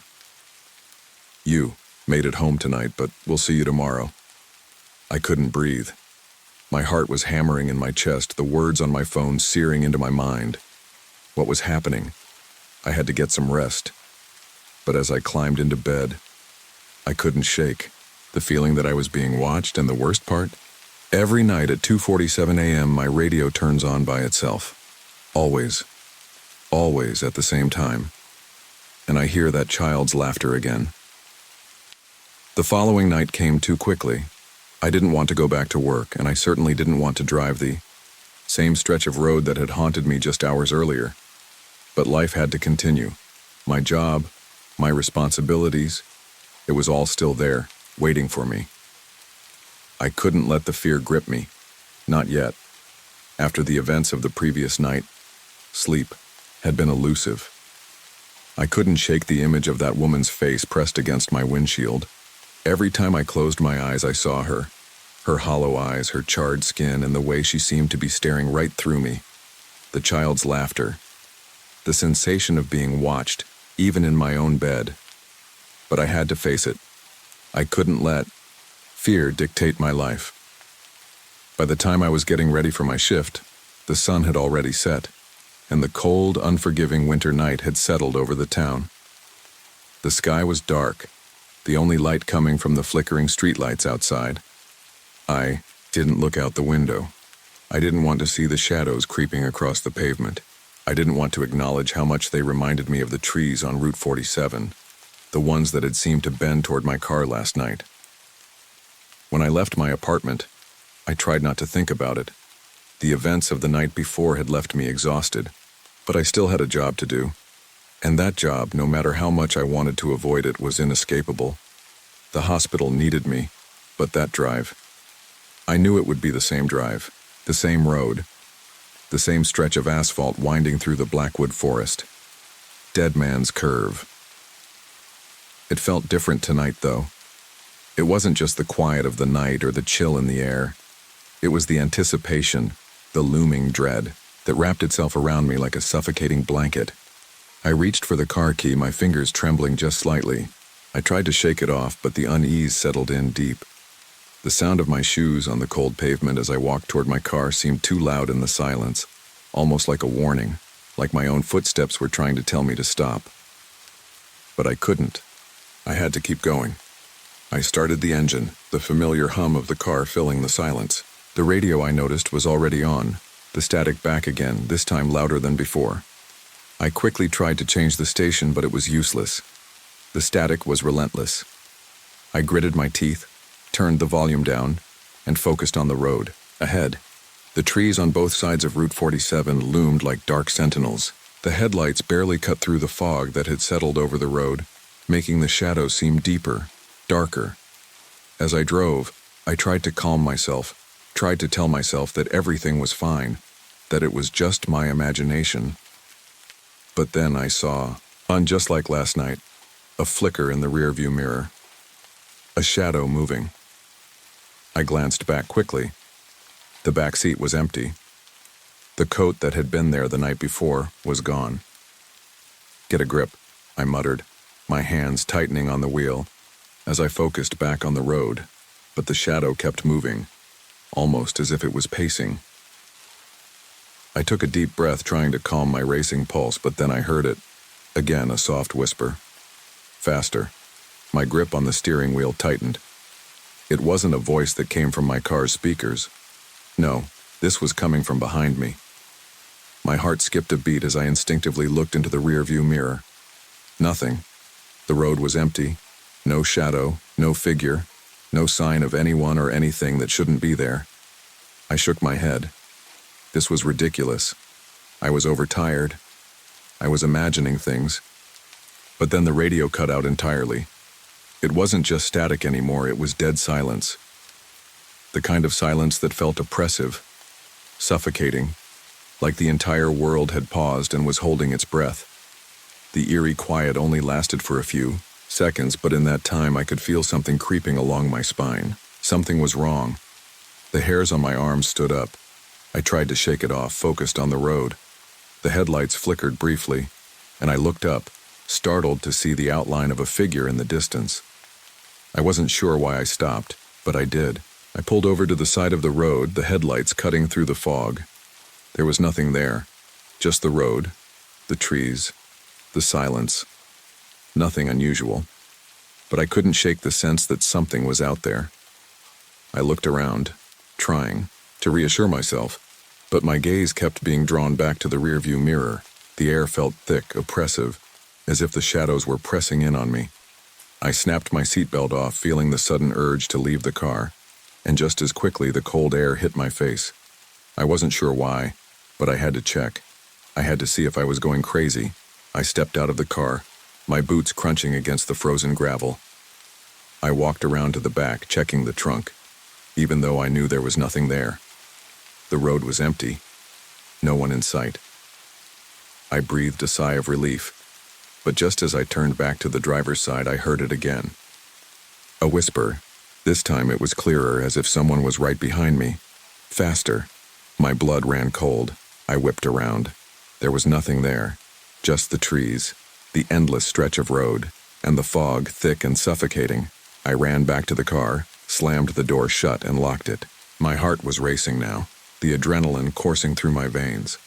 The radio was still off, but I couldn't shake the feeling of something, behind me. I started the car again, this time leaving the headlights on high.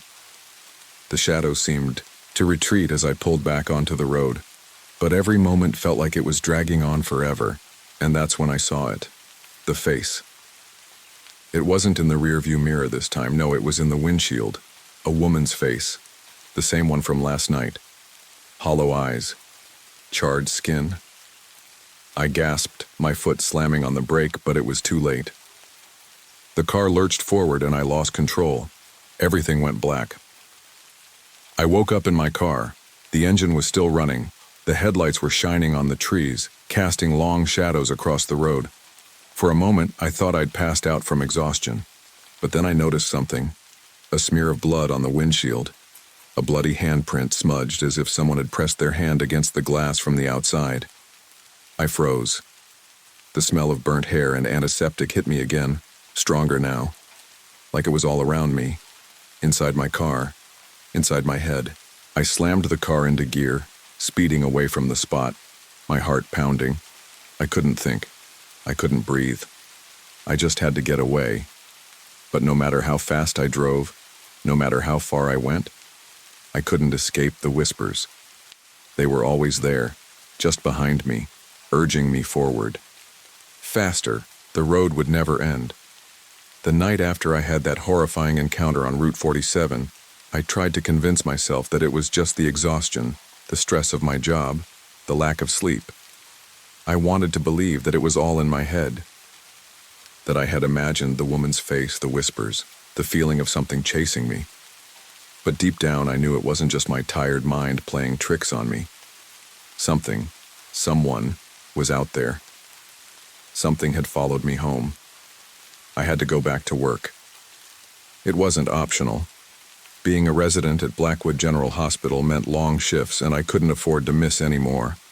I needed the hours, the experience, the connections I was making.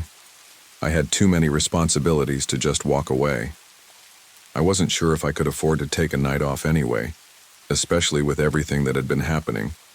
But the thought of driving down Route 47 again was suffocating.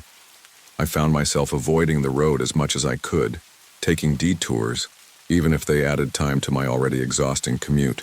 The last thing I wanted was to find myself caught in that stretch of asphalt again, caught between the whispering, the child's laughter, the smell of burnt hair and antiseptic. That night I barely remembered the drive. I couldn't recall how long I'd been on the road or how I managed to make it to the hospital. All I could think about was that damn road, the bend in the curve where everything seemed to distort, where time seemed to twist. The shift was uneventful, long, draining, just like every other night. I tried to keep my mind off the events of the previous evening, but it was impossible. My mind kept drifting back to that moment when I saw her face. The memory burned behind my eyelids, no matter how hard I tried to block it out. The woman, her hollow, glassy eyes, her charred skin. I could still smell the smoke in the back of my throat. Around 2 a.m. I finally had a break. I grabbed a cup of coffee, trying to shake off the fatigue and the creeping sense of dread that had been following me all day. The break room was empty, save for a few lingering nurses who were in and out, taking quick breaks between patients. I sat down, staring at the sterile white walls around me, the fluorescent lights buzzing overhead. I glanced at my phone, thinking maybe I could catch up on a few messages. But there was nothing there. No new notifications, no text messages from Daniel, my coworker, who always liked to send a quick, "You good?" when I was working late. Nothing. And then, it happened again. That damn radio static. My phone buzzed, without warning, and I looked down to see a new message. It wasn't a message I recognized. The sender had no name, just a string of numbers. Faster. My blood ran cold. I rubbed my eyes, trying to make sense of it. Was it a joke? Someone playing a prank on me? I didn't know anyone who would do that. Not at this hour, not after what had happened. But I couldn't deny the feeling that someone, or something, was out there watching me, waiting for me to make a mistake. I didn't want to think about it. I needed to focus. But I couldn't shake the feeling of unease that settled into my chest. I stood up abruptly, knocking the coffee cup off the table. The coffee spilled across the floor, a hot mess of liquid pooling around my shoes. I didn't even bother to clean it up. I was too distracted, too unsettled. I needed to get back to work, needed to keep my mind busy so I wouldn't lose my grip. As I walked back to the ER, I noticed that the hallway lights flickered again. They hadn't been doing that earlier. I ignored it, thinking it was just another part of the building's usual quirks. But the more I thought about it, the more I started to wonder, was something wrong with the lights? Was it just the power grid? Or was it something else entirely? The ER was as busy as always. Patients came and went, and I lost myself in the work. But even there, I couldn't ignore the feeling creeping up my spine. That sensation that someone was watching me, even when I was surrounded by doctors and nurses. I looked up, half expecting to see something in the corner of my eye. But there was nothing. Still, I couldn't shake the feeling. Something was following me. Something from that road. I didn't want to go back out there, but I had to. The shift was almost over, and there was no avoiding it. As I walked out into the parking lot, the cold air hit me, sharp and biting. I tried to steady myself, to shake off the dread that had been creeping up inside of me. The same dread that had followed me all day. But when I got to my car, I froze. The car was parked just like I had left it, but the windows were fogged over. I knew I hadn't left them like that. I hadn't touched them at all since I parked. I reached out to wipe the fog from the windows, but as I did, I noticed something. The fog wasn't just condensation. It looked different. It was smudged as if someone had pressed their hand against it from the inside, a child's handprint. Small, delicate. My heart stopped. The hairs on the back of my neck stood up. I stepped back from the car, my breath catching in my throat. The voice had come again. Not from the car, not from the phone, but in my mind. Faster. I looked around the parking lot, feeling more exposed than ever. The wind whipped through the trees, but there was no one around. No one to explain the handprint, the voice, the dread that seemed to settle in my chest like a heavy weight. I couldn't stay here. I couldn't let whatever was haunting me win. Climbed into the car, locked the doors, and started the engine. The headlights flickered once, twice before they steadied. I drove away from the hospital, the road ahead stretching out before me, dark and empty. And then, just as I had feared, the static returned. It crackled through the speakers, loud and relentless, and then, as if from nowhere, the whisper came again. Faster. I slammed my foot on the accelerator, speeding down the road, not daring to look in the rearview mirror. The next few days blurred together. I couldn't tell whether it was the fatigue from my job or the relentless fear that clung to me like a second skin, but something about the world felt wrong. Every little noise felt like an omen. Every glance. Out of the corner of my eye was a warning. I had no idea how to explain the experience with the handprint on my window. I had no explanation for the voice whispering from the back seat. My phone had sent me those strange messages, like a distorted echo from a place I couldn't touch but knew too well. I hadn't told anyone, not Daniel, not my colleagues. I couldn't admit that I was losing control. I didn't want anyone to think I was crazy. But every night I drove home, and every night the static on the radio came back like an old friend I never asked for. The whispering was there too, just loud enough to make me tense up, just soft enough for me to doubt my own sanity. It had become a routine, a pattern that twisted my already sleepless mind. As the days passed, I stopped taking the longer route home. I couldn't bear the extra time spent away from my apartment, where I could pretend I was safe. I couldn't bear to keep circling around the incident that had haunted me since that night. I had no choice but to take the curve again. But as the anniversary of the 1998 bus crash loomed, I started feeling the grip of it tightening. I couldn't shake the idea that I was meant to be caught up in it, that the road was calling to me, inviting me to drive faster, to make the same fatal mistake those before me had made. On the night of December 13th, the exact date of the crash, I found myself staring at the clock. The red numbers read 2:47 a.m., the same time I had been driving that night. I hadn't meant to drive again, but there I was, in my car, staring out at the long stretch of Route 47 as it wound through the Blackwood forest. It was the road I knew well. Too well. There was something about this road, something about how it seemed to stretch forever. The trees lined the edges like dark sentinels, silent and imposing. The narrow guardrails gleamed in the faint glow of my headlights. Every mile marker seemed to stretch on in a never-ending line. But this wasn't just a road. It was a place that had claimed too many lives, and I wondered if it had begun to claim mine as well. The radio crackled again. It was the same static I'd heard every time before. It had become so familiar that it was almost comforting. Almost. I rolled, my window down, hoping to feel something familiar, something real, and maybe, just maybe, clear my head. The wind whipped through, icy and biting, but the air didn't feel like winter anymore. It felt like something else. Something oppressive, like the weight of all the lost souls who had traveled this road before me. The phone buzzed in my pocket, jerking me from my thoughts. I didn't need to look at it to know what it was. The same strange string of numbers, the same haunting message. Faster. I couldn't even say I was surprised anymore. It was as though I had been expecting it. It was as if something was following the path of my thoughts, shadowing me every time I tried to forget. The voice came again, from somewhere deeper now, like it had been there all along, hiding in the corners of my mind. My hands tightened on the wheel. I knew what was happening. It wasn't just coincidence. I wasn't imagining things. The road had been cursed for a reason. The accident, the fire at the Blackwood Asylum, it wasn't history, it was alive and it wanted more. I couldn't look in the rearview mirror. I was afraid of what I would see. The idea of the face, the charred woman, her hollow eyes staring back at me was too much. Instead, I gripped the steering wheel harder, pushing the gas pedal down.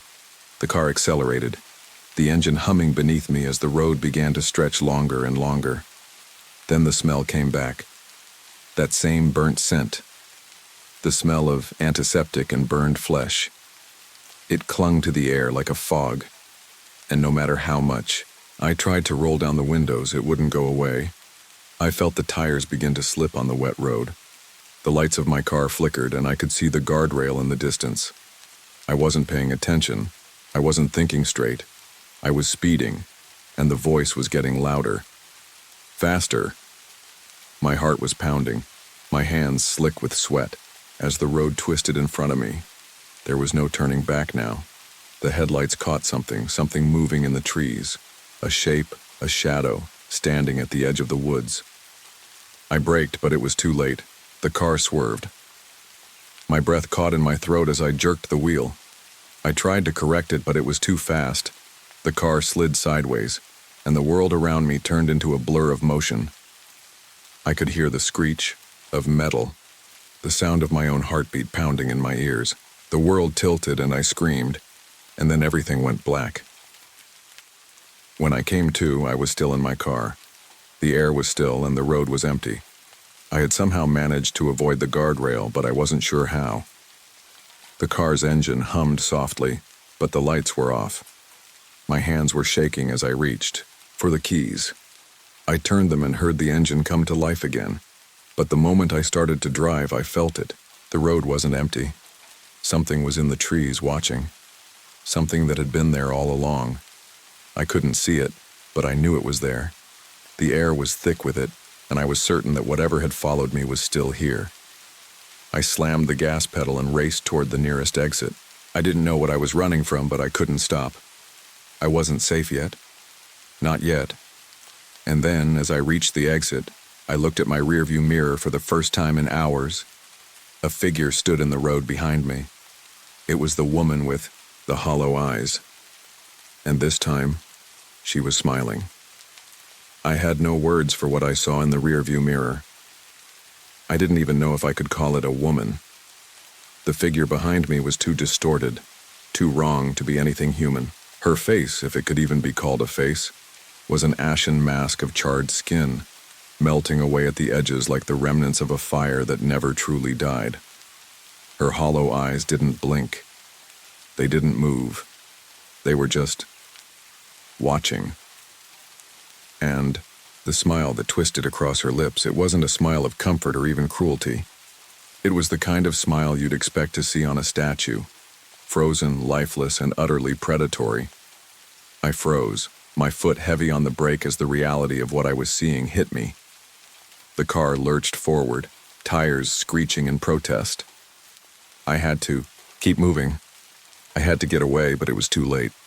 The voice came again, and this time it wasn't just a whisper. It was inside my head, clear as the words I had just thought to myself. Faster. I wasn't sure if it was her voice or if the road itself was speaking to me, but my hands moved of their own accord. I slammed my foot down on the gas pedal, ignoring the sense of dread clawing at my chest. My heart pounded louder than the engine, and my breath came in shallow gasps. I didn't even remember passing the exit. I didn't remember the winding curves of the road or the trees that seemed to reach out at me like dark hands. The only thing I could focus on was the image of that figure, her hollow eyes watching me in the rearview mirror, her smile growing, wider, more sinister, the longer I drove. My vision began to blur, and I could barely tell if it was exhaustion or fear making everything spin. The road stretched on endlessly, a dark ribbon curling through the forest. I couldn't even remember when I left the safety of the town and entered the stretch of Black Ridge Pass. All I knew was that if I didn't stop, if I didn't get off, this road something was going to happen, and deep down I knew what it was. I had seen the accident reports. The way the bus had veered off the road in 1998, its passengers' faces frozen in fear before it crashed into the trees. I had seen the aftermath, the photos, the eerily familiar images of a vehicle gone off the edge. But it wasn't just the crash that had always haunted me. It was the story of the 47 patients of Blackwood Asylum who had died in the fire decades earlier. Those stories haunted every curve of this road, and now, it seemed, they wanted me to join them. I looked to my left, and for a brief, terrifying moment I saw the figure in the trees. She was standing at the edge of the road right beside the guardrail, her head cocked at an unnatural angle. Her mouth moved, but I didn't hear her speak. Her lips didn't move the way they should have. Instead, they were stretched into a grotesque mockery of speech like a puppet with its strings tangled. "You're here. Forever." It was like a heavy weight pressed down on me, and the car, despite its speed, felt as though it were sinking, slowing down. I could feel the pull of something invisible but unyielding, dragging me toward the guardrail. I gripped the wheel tighter, too terrified to scream, my eyes glued to the road ahead. But as I neared the bend, something in me snapped.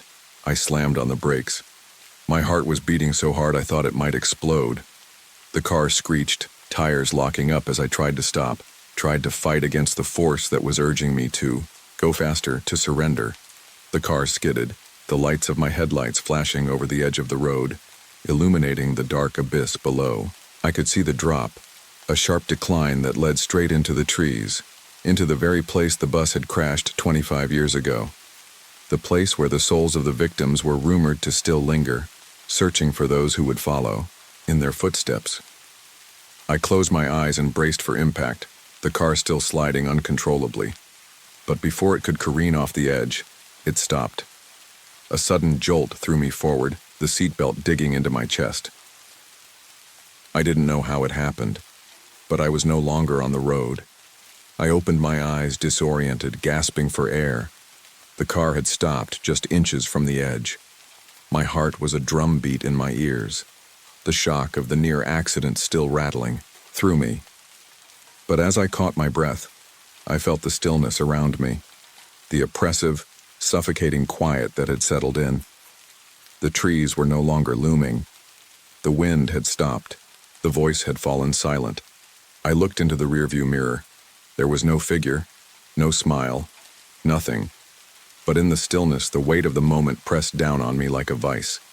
I wasn't sure if it was relief or dread that I felt now. The silence lingered. But then, just as I began to believe it was over, my phone buzzed in my pocket. "You made it home tonight, but we'll see you tomorrow." I didn't bother to check the message. I didn't need to. The car was still parked in the middle of the road, but the shadows around me felt different now, more alive, as if the road itself was waiting, watching, and preparing to claim me when I least expected it. I wasn't sure if I could leave Black Ridge Pass behind me. I wasn't sure if I could escape the memories of the accident, of the whispers and the visions. But as I put the car into drive and began to make my way back toward town, I felt it again, the unease crawling under my skin. The road would never forget me, and I would never forget the road. Every night when I closed my eyes, I would hear the faintest whisper, one I couldn't quite understand, but one that always seemed to echo through the silence.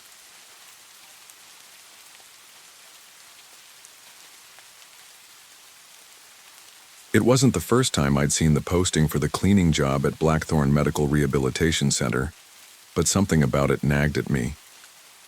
25 raw or night cleaning, no experience needed, must not be afraid of the dark.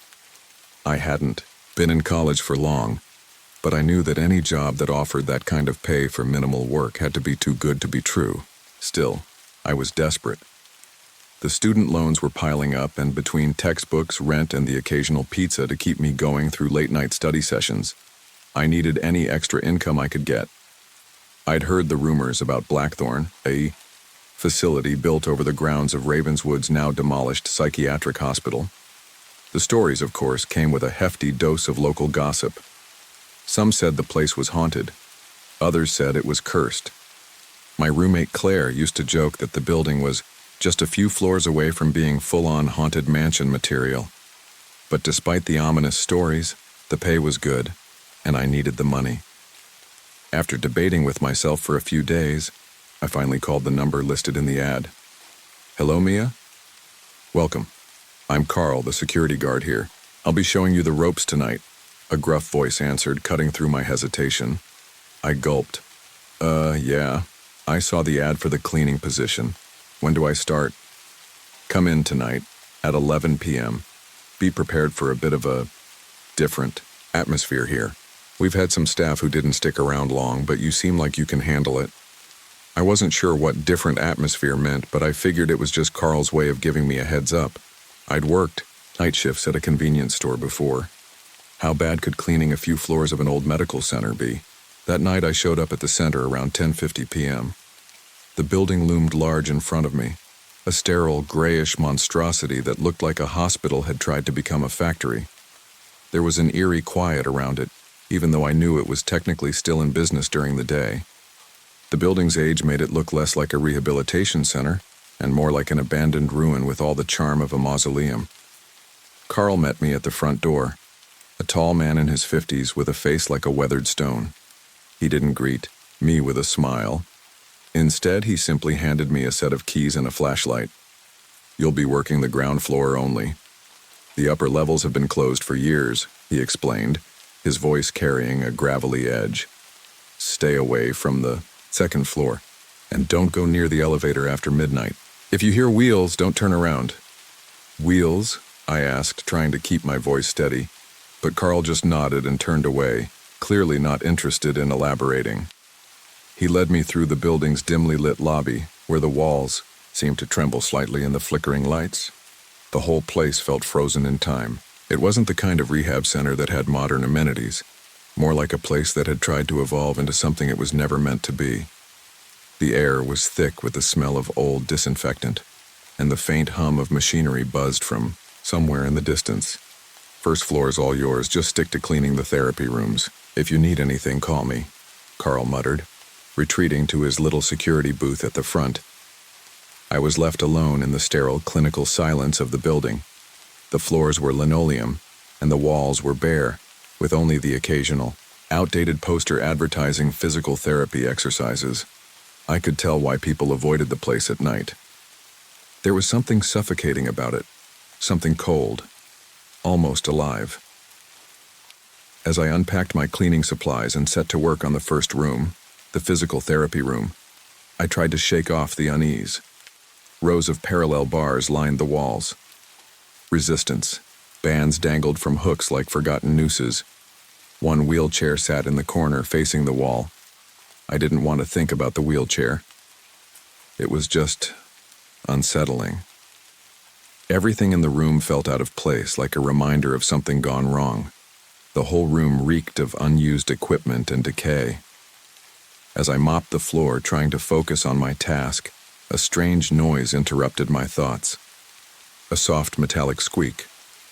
I turned around, expecting to see one of the therapy machines moving or the door swinging open, but the room was empty. I glanced at the wheelchair. It wasn't facing the wall anymore. It was facing me. I froze, my heart skipping a beat. My pulse raced as I tried to make sense of what I was seeing. The room was still. The chair shouldn't have moved on its own, but it had. There was no explanation. It was like the chair had decided to turn and watch me. It was just an old chair, probably on wheels. Just the building settling, right? I took a deep breath and turned back to the janitor's closet, wiping my hands on a rag. But the unease lingered, creeping up my spine like a shadow. The sound of dripping water echoed from the sink in the corner, growing louder with each drop, like the building itself was watching me. I finished my shift without incident, but the weirdness had only begun. At 3:17 a.m., my phone died. Completely. The screen went black and nothing I did could get it to turn back on. It wasn't just the phone, it was the time. 3:17 a.m., the exact time of the infamous massacre in 1993 when 6 staff members had been killed by a man who, by all accounts, should have never walked again. I'd heard the stories. Everyone in Ravenswood had. I shook the thoughts away and told myself it was just a coincidence, just the stress of the night getting to me. But when I left, I couldn't shake the feeling that something had watched me all night, and something was still watching me now. The next night felt heavier. The weight of the place, the silence, the cold air, the lingering scent of disinfectant seemed to have sunk deeper into the building. The flickering lights in the lobby seemed to blink slower than usual, as if the building itself was starting to wake up. And I was already dreading my shift. Carl had warned me again when I clocked in. Remember, don't go up to the second floor after dark, and don't go near the elevator.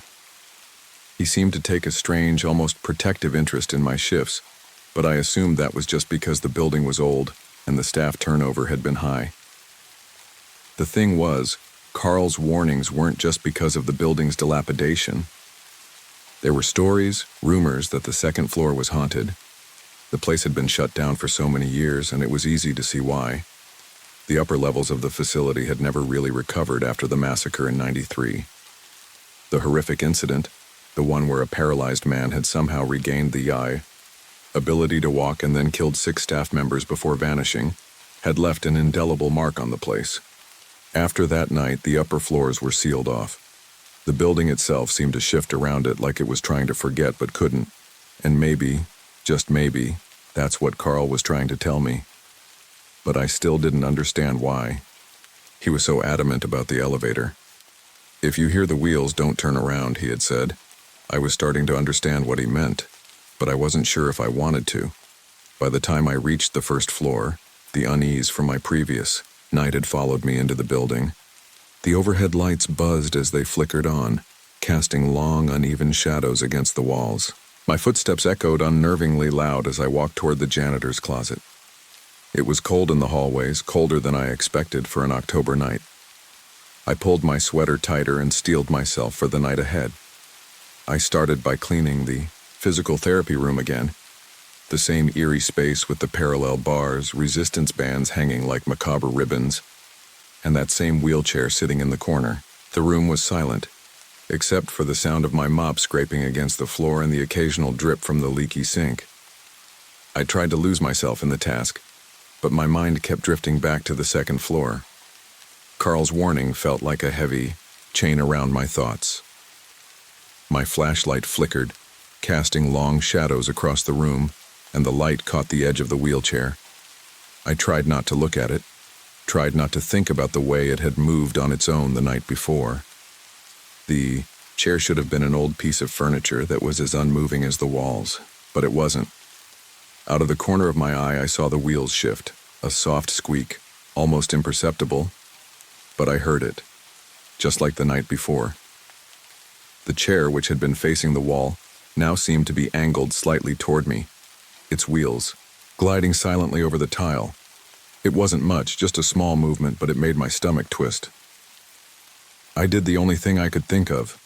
I grabbed my mop and started scrubbing the floor faster, ignoring the discomfort that crawled under my skin. It didn't stop.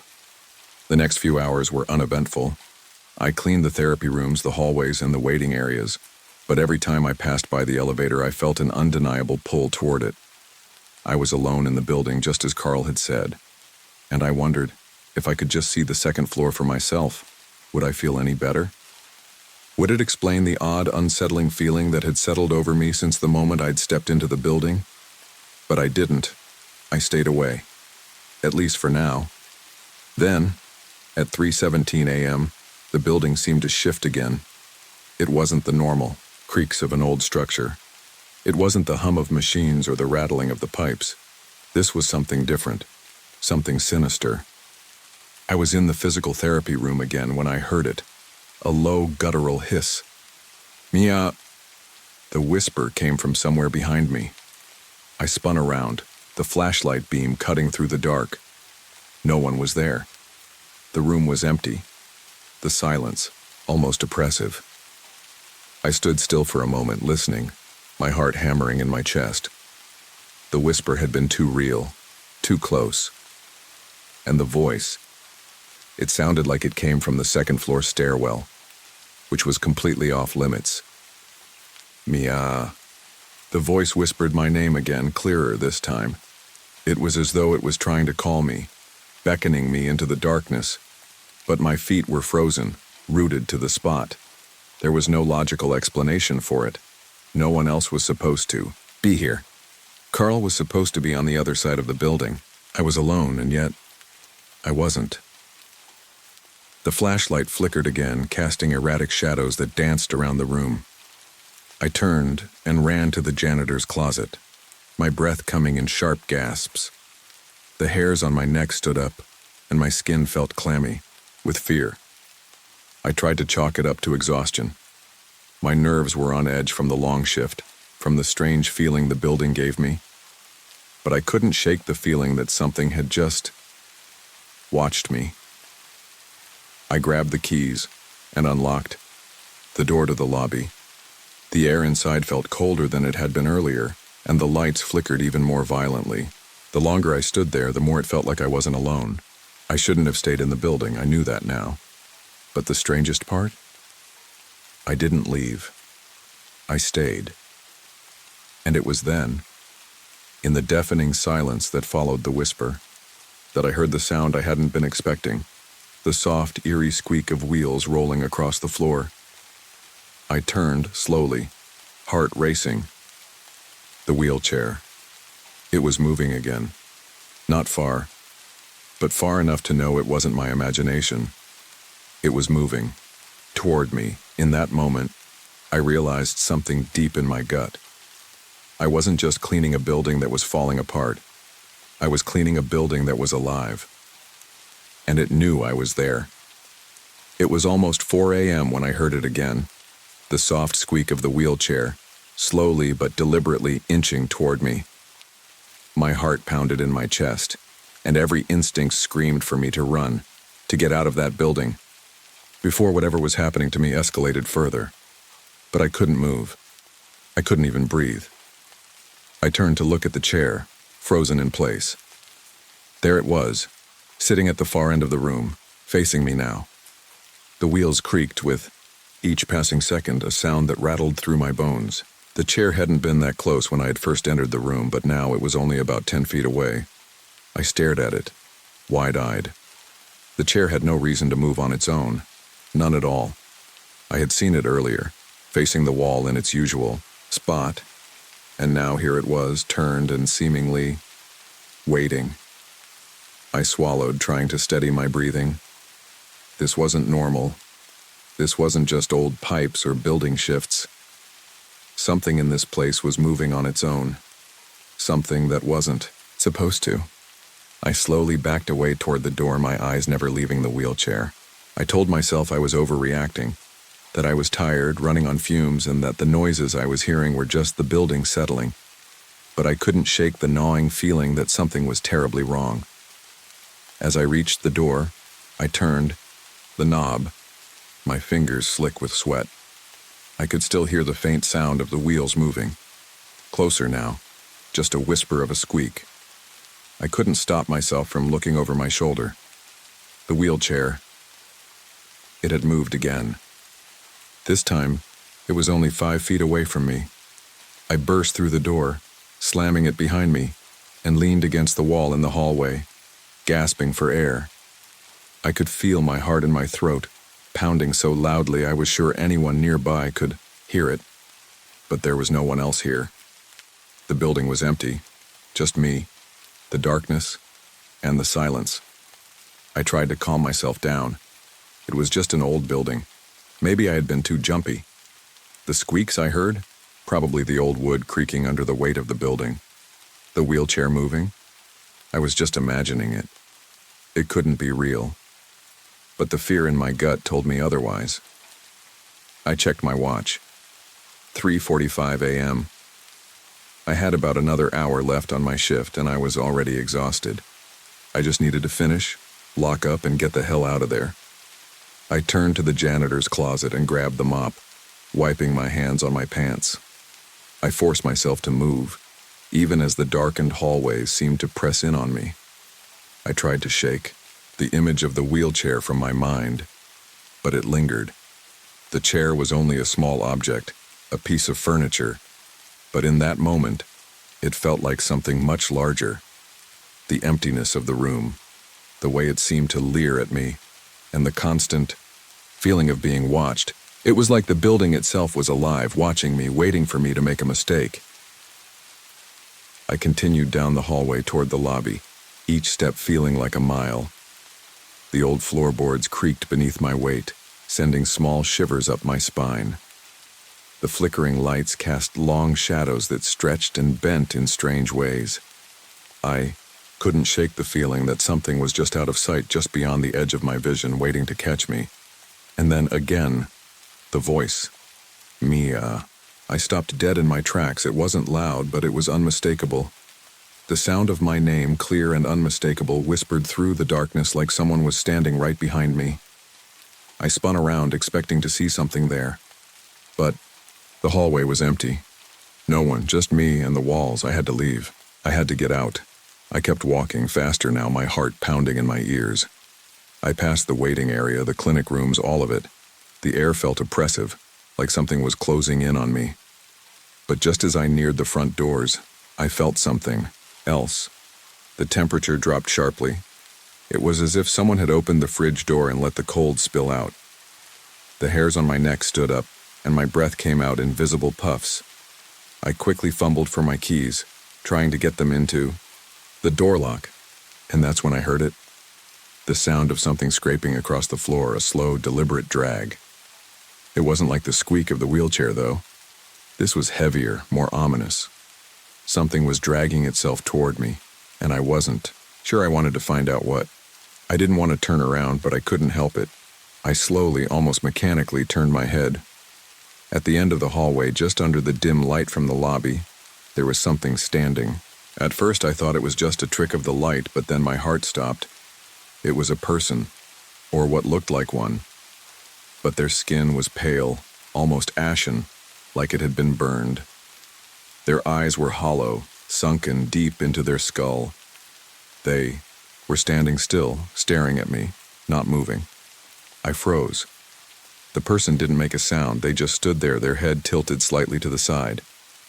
I couldn't move, I couldn't breathe. And then the voice came again. But this time, it was louder, as though it was coming from inside my own head. It wasn't a whisper anymore. Mia, come closer. My legs shook uncontrollably. I couldn't stop the tears from welling up in my eyes. The figure in front of me didn't move, didn't take a step forward. But it didn't need to. It was as if it was already inside me, its presence wrapping around my chest like a vice. I couldn't take it anymore. I couldn't stay. I turned and bolted for the door. The air seemed to close in around me, and the voice, louder now, almost a scream, kept repeating my name. Mia! I reached the door, my hand shaking as I fumbled with the key. The door clicked open and I burst through it, sprinting into the night air. The chill of October hit me all at once, and I didn't stop running until I was far from the building. I didn't look back. I knew, deep down, that I had just escaped something that had been waiting for me, and I wasn't sure I'd ever be able to forget it.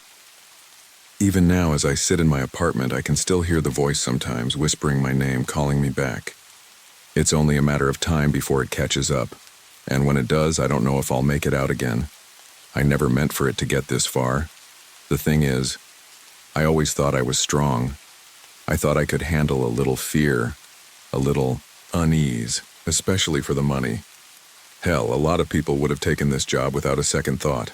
The cleaning gig at Blackthornne Medical Rehab Center was supposed to be temporary, just a way to make some extra cash while I finished school.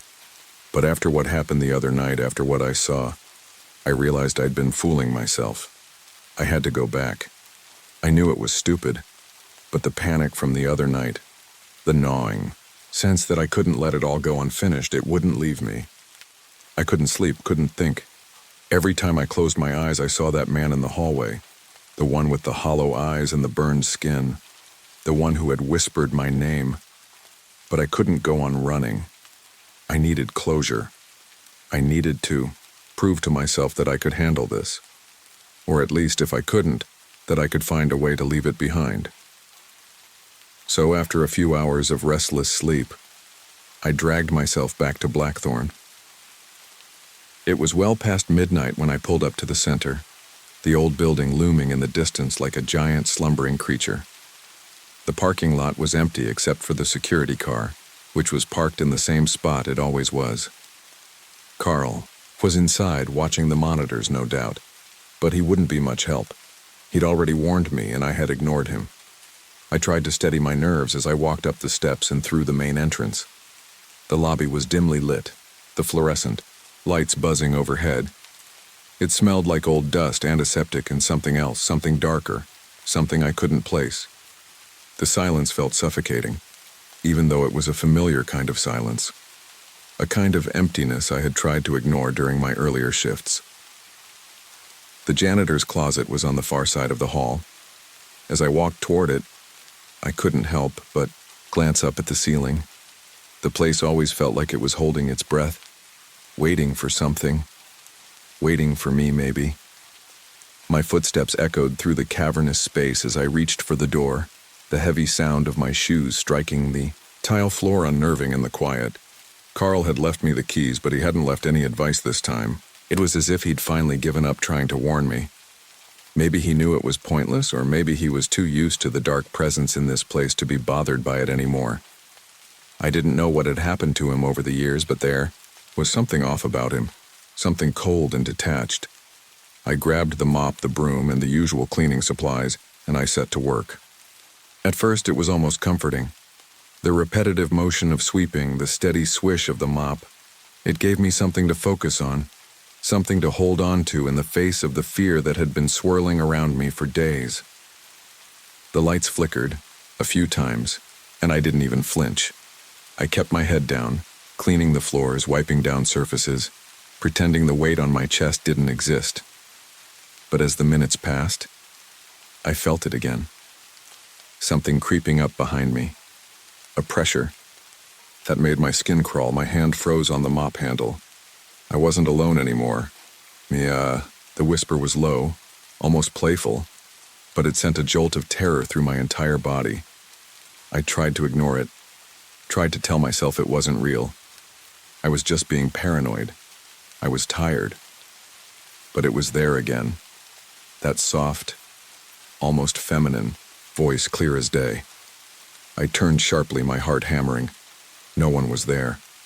I stood still for a long moment, waiting. But nothing happened. The silence stretched long and heavy. I could feel my pulse racing in my ears, and I forced myself to take a slow breath. I told myself I was just hearing things, that my mind was playing tricks on me. But then I heard the wheels, a creak, then another, and another. I looked over to the far end of the hallway where the therapy room was. My breath caught in my throat. There it was, the wheelchair. It was sitting in the middle of the hall, facing toward me. I hadn't seen it move.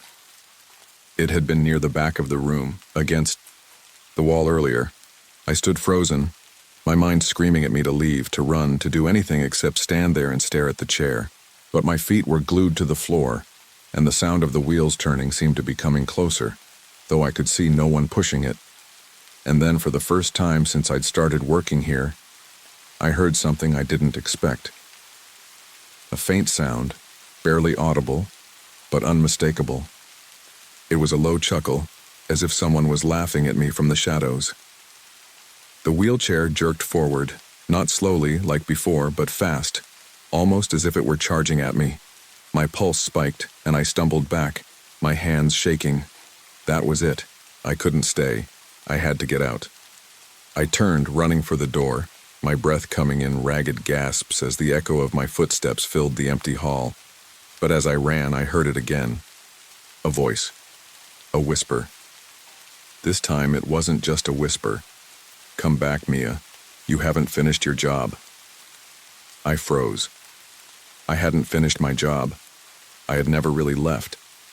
My mind had been trying to tell me that this was just a cleaning shift, that it was just a way to make money.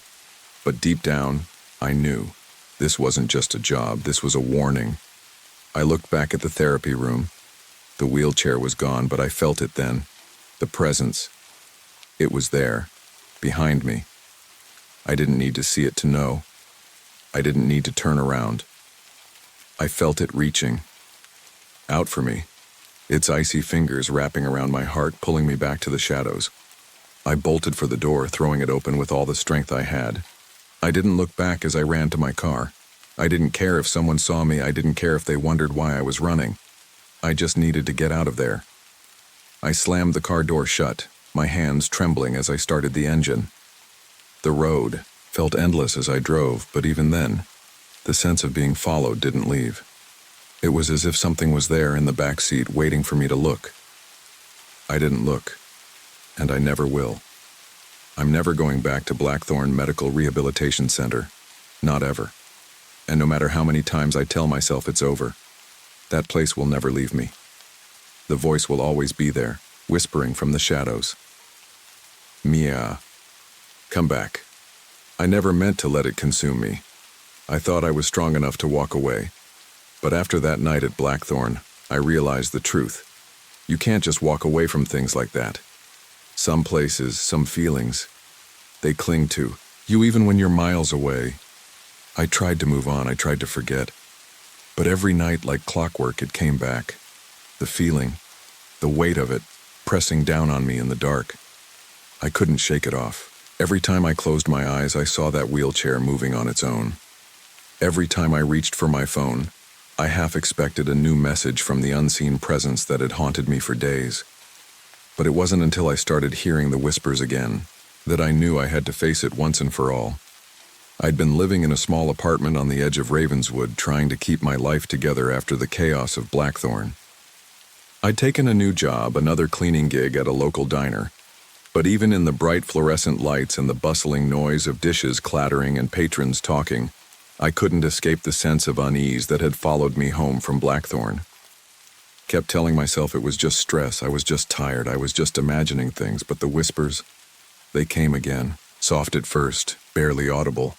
Mia, Mia. I thought I was losing my mind. I couldn't sleep, I couldn't eat. I felt like I was unraveling, like a thread being pulled piece by piece, until there was nothing left but the empty darkness that waited for me each night. The phone calls started soon after. Unknown numbers. Each one silent, but every time, I could hear someone breathing on the other end. Someone waiting. Watching. One evening, as I was cleaning the diner, I heard a voice, behind me, soft and unmistakable. You know what happened. You know what you saw. It froze me in place. The same voice. That cold, feminine whisper. It came from nowhere, and yet it filled the room, wrapping around me like a vice. I dropped the dish in my hand. It shattered, the pieces scattering across. The floor, the hairs on the back of my neck stood up, that feeling, that coldness. It was all coming back. I couldn't run anymore. I was done pretending. I'd been avoiding it. I thought if I ignored it long enough, it would fade. But it was only growing stronger, and I knew then what I had to do. I had to go back. I didn't know what I was expecting, what I thought I would find. Maybe I hoped to prove to myself that it was just in my head, that it wasn't real. But I knew better now. It wasn't just a job. It wasn't just a haunting. It was the consequence of something I couldn't escape, something I hadn't finished. The night I decided to return to Blackthornne, the air felt thick, like it was holding its breath. The streets were empty, the cold biting through my jacket. As I stood in front of the building, the lights flickered ominously above me. The lobby door creaked as it opened, just like it had that first night I came in for the job. Carl wasn't there anymore. The old security guard had been replaced with a younger man who didn't ask questions. I didn't bother explaining myself when I told him I was here to clean. He didn't look at me twice. I grabbed the key from the front desk, the weight of it heavy in my palm. For a moment I stood there, the silence closing in around me. The emptiness, it felt like the building was waiting, like it knew I was coming. The janitor's closet was right where I left it, the same supplies lined up neatly on the shelves. I grabbed the mop and bucket, feeling the cold handle in my hands. My heart raced, in anticipation, my thoughts spiraling. This time I was going to finish it.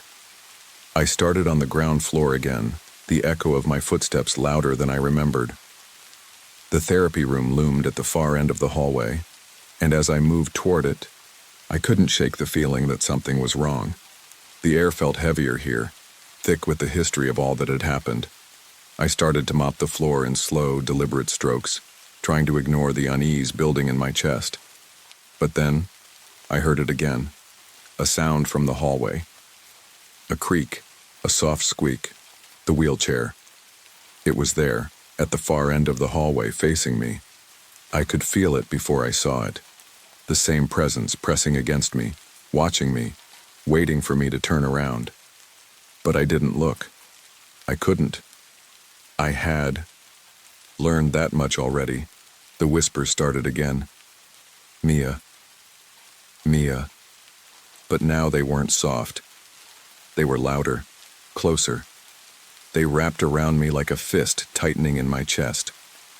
I turned toward the therapy room. The chair was still there. And then something happened that made my blood run cold. It wasn't just the chair that was moving. It was the walls. The room seemed to shift, expanding, contracting, warping, as though the building itself was alive. I took a step back, my breath coming in shallow gasps. The temperature dropped so suddenly that I could see my breath. I was standing in a room of ice, the cold creeping into my bones. And then, as if everything had been building up to this moment, it happened. The chair flew toward me. It slammed into my chest, knocking the breath out of me. My legs gave out, and I collapsed to the floor. I could barely move, my body frozen with terror. The whispers were deafening now, louder than the thudding of my heart.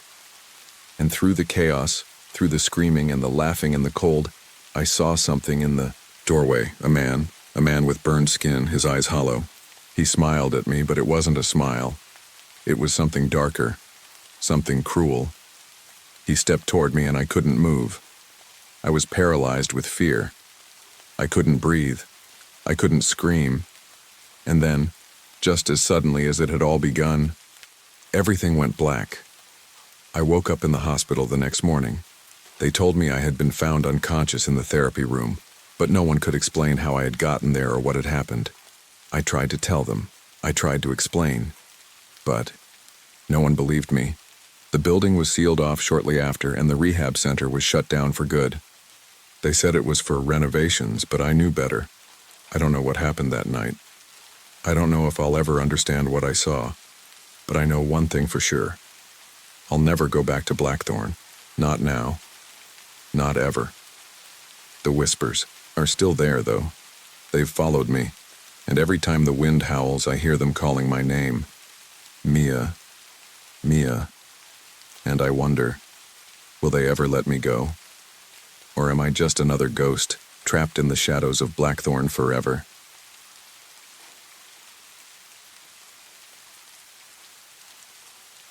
I've always had a knack for finding things I'm not supposed to. Whether it's an old book hidden behind rows of new releases or a forgotten journal shoved in a dusty corner, I've always found a way to stumble across hidden treasures. Maybe it's just curiosity. No, it's more than that. It's the feeling that the world's secrets are just waiting to be uncovered, if only someone was brave enough to look.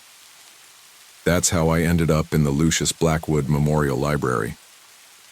It wasn't like I was looking for it, not at first anyway. I was searching for a first edition of The Shadow over Blackwood, a rare text that had been mentioned in one of my literature lectures. The professor had been vague, suggesting that it was out of print and almost impossible to find. To a bibliophile like me, that was like a challenge. The Blackwood University Library had its share of oddities. The older sections, the ones that were rarely open to students, were a maze of dusty hallways and shelves that creaked under the weight of centuries of accumulated knowledge. Some of the books had been checked out last by students in the 1960s. Others hadn't been touched since the 1800s. Most students avoided those parts of the library, preferring the modern, well-lit reading rooms. But one afternoon, while looking for more information about The Shadow over Blackwood, I found myself walking through an old, narrow corridor I'd never seen before. It wasn't on the campus map, but I thought nothing of it. After all, Blackwood University was filled with hidden corners and secret rooms. At the end of the hall was an archway, barely visible beneath the thick blanket of ivy that had crept over the stone. The brass plaque was weathered and faded, but I could still make out the words, "Knowledge is light, but some truths are meant to stay in the dark." I paused. Something about it felt wrong. There was an odd weight in the air, like the very building was holding its breath. I hesitated, but then, as I reached for the door, it creaked open on its own. The moment I stepped inside, the temperature dropped. It wasn't just cold, it was suffocatingly cold. The air smelled of dust, ink, and something metallic like blood. The light from the corridor barely reached in, casting long shadows across rows of shelves that seemed to stretch endlessly into the darkness. The books were ancient, their leather covers cracked and worn from years of neglect. I started walking, unable to shake the feeling that I was being watched. I couldn't explain why, but the place felt alive in a way that was unnerving. Every step echoed too loudly, too sharply, as though the floorboards were protesting my presence. My fingers brushed over the spines of a few books, but I was too uneasy to pull them from the shelves. Then, I heard it, a whisper.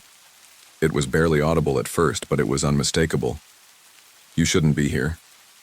I froze. I spun around, heart pounding, expecting to see someone, anyone, but the room was empty, the shelves stood silent. The only sound was the faint ticking of a clock somewhere in the distance, as if time itself was stretching and bending in this place. I shook my head. I must have imagined it. My mind had been on edge lately, with finals approaching, and the pressure mounting. I didn't have time to entertain irrational fears. But then something happened. A book, no, a ledger, flew off the shelf, landing at my feet with a soft thud. I knelt down, eyes wide, my hands trembling as I picked it up. The leather cover was old and brittle, and the pages inside were yellowed with age. I couldn't stop myself from opening it. I had to know what it was. It was a list, a ledger of missing students, all of whom had vanished in or around the library. The dates ranged from the 1920s to the late 1930s. The most recent entry, however, was the one that caught my eye. Eleanor Voss, head librarian, last seen October 31st, 1937. My blood ran cold. The librarian? The same one who had disappeared without a trace? The one whose story everyone in Blackwood University whispered about? Before I could process what I was reading, the whispers came again, louder this time. "Leave. Don't belong here." The chill in the air deepened. My heart raced. The shadows around me seemed to grow longer, more oppressive, until they swallowed the room whole. I took a step back, my breath quickening. I was about to leave when I heard something that made my blood freeze in my veins.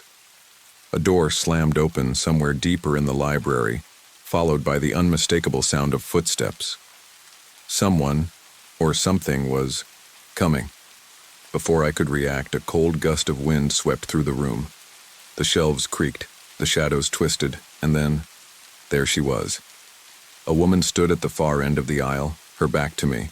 Her long, dark hair hung loose around her shoulders, and she was wearing an old-fashioned dress, one that looked straight out of the 1930s.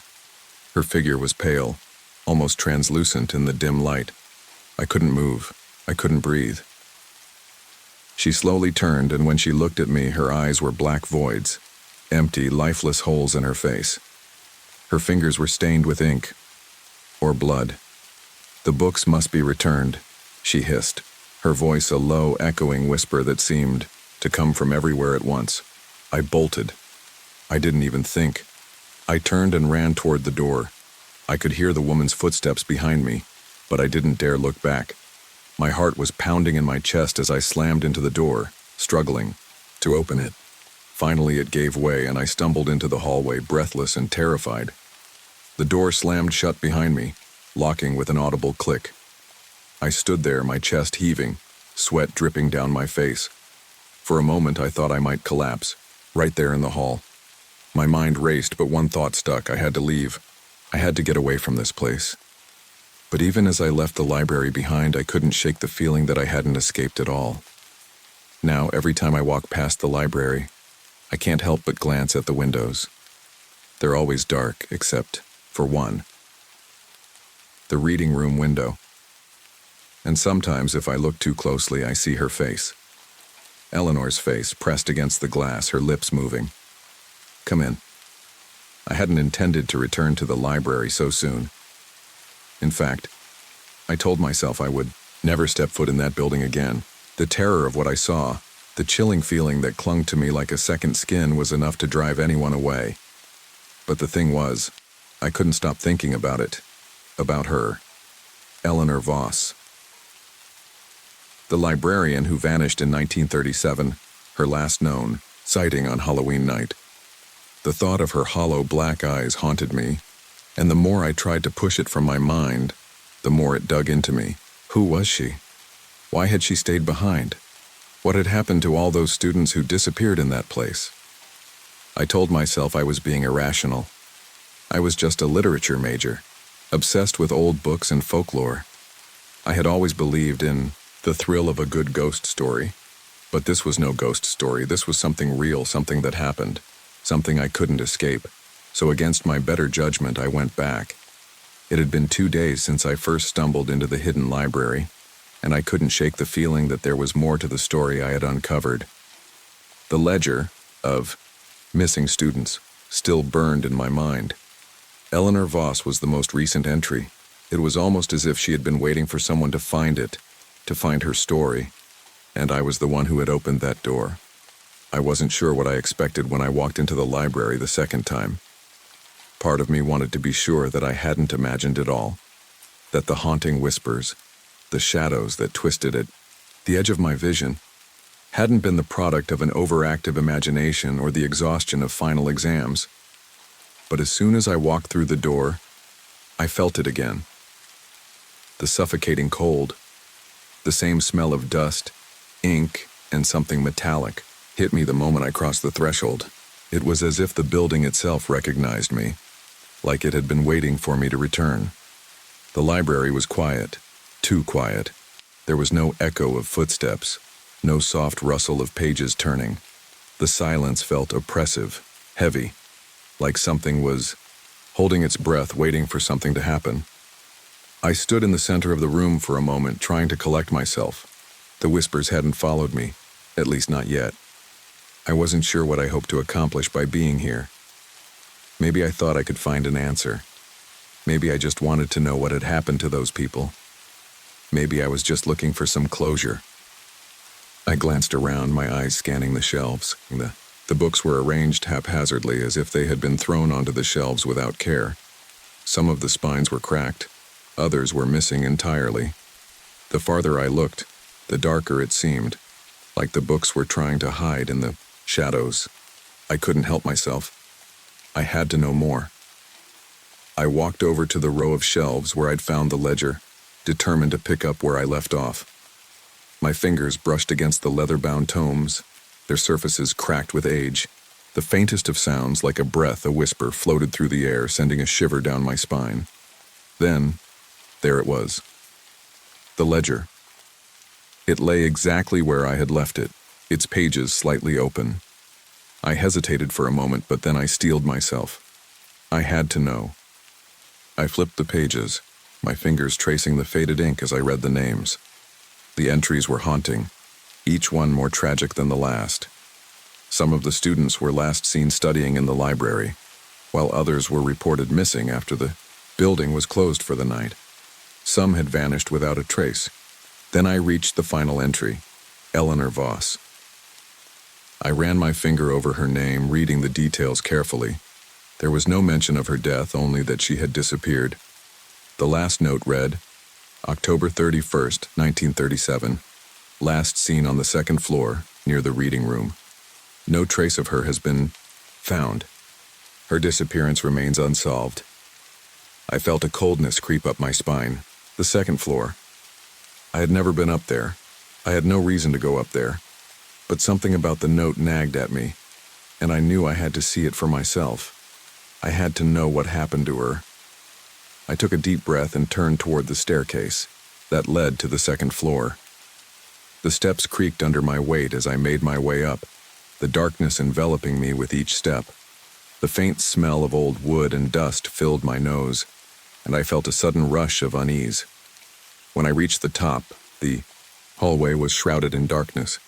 The only source of light was the faint glow of the moon filtering through the dusty windows. I hesitated, my heart pounding in my chest. But there was no turning back now. I moved down the corridor, the silence deafening. The air felt thicker, here, like it had been trapped for decades. My footsteps echoed, but there was something else. Something fainter. A soft rustling like pages turning. It was coming from the reading room at the end of the hall. I stepped forward cautiously, my breath shallow as I approached the door. As I reached for the handle, I heard it again, a whisper. It wasn't a voice I recognized, but the words were unmistakable. Leave. My heart skipped a beat. I froze. The door was slightly ajar, the darkness inside swallowing any light that came near. I couldn't move. I couldn't breathe. The whispers grew louder, a chorus of voices that seemed to echo off the walls, filling my mind with dread. Then, as if compelled by some unseen force, I pushed open the door. The reading room was exactly as I imagined it. Dusty, decayed, abandoned. But there was something different about it. Something off. The shelves, the furniture, everything in the room seemed to be arranged in an unnatural way, as though someone or something had been in here recently. And there, in the center of the room, was a single book. Its pages were open as if someone had just finished reading it. But it wasn't just any book, it was The Shadow over Blackwood, the same book I had been searching for. I couldn't explain it, but I knew this wasn't a coincidence. I reached for the book, my fingers trembling as I touched the cover. The moment my hand made contact, I felt a jolt, a cold shock that made my body seize up. And then I heard her voice. Eleanor's voice. The books must be returned. The room seemed to close in around me, the air thickening, the darkness suffocating. I pulled my hand back, but it was too late. A cold hand, icy and thin, gripped my wrist. Leave.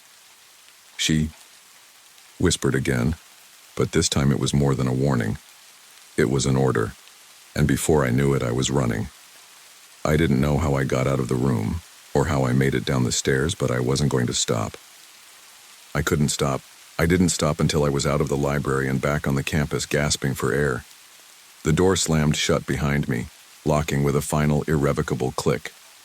I was free. But the feeling of her cold fingers on my wrist and the whisper in my ear would stay with me forever. Now, whenever I pass the library, I can't help but glance at the windows. They're always dark except for one, the reading room window. And sometimes, if I look too closely, I see her face. Eleanor's face pressed against the glass, her lips moving. Come in. The days after my second encounter with the library were a blur. I couldn't focus on anything. The whispers, Eleanor's presence, the way her eyes seemed to follow me from the shadows. They were all I could think about. The more I tried to ignore it, the more everything around me felt strange, out of sync.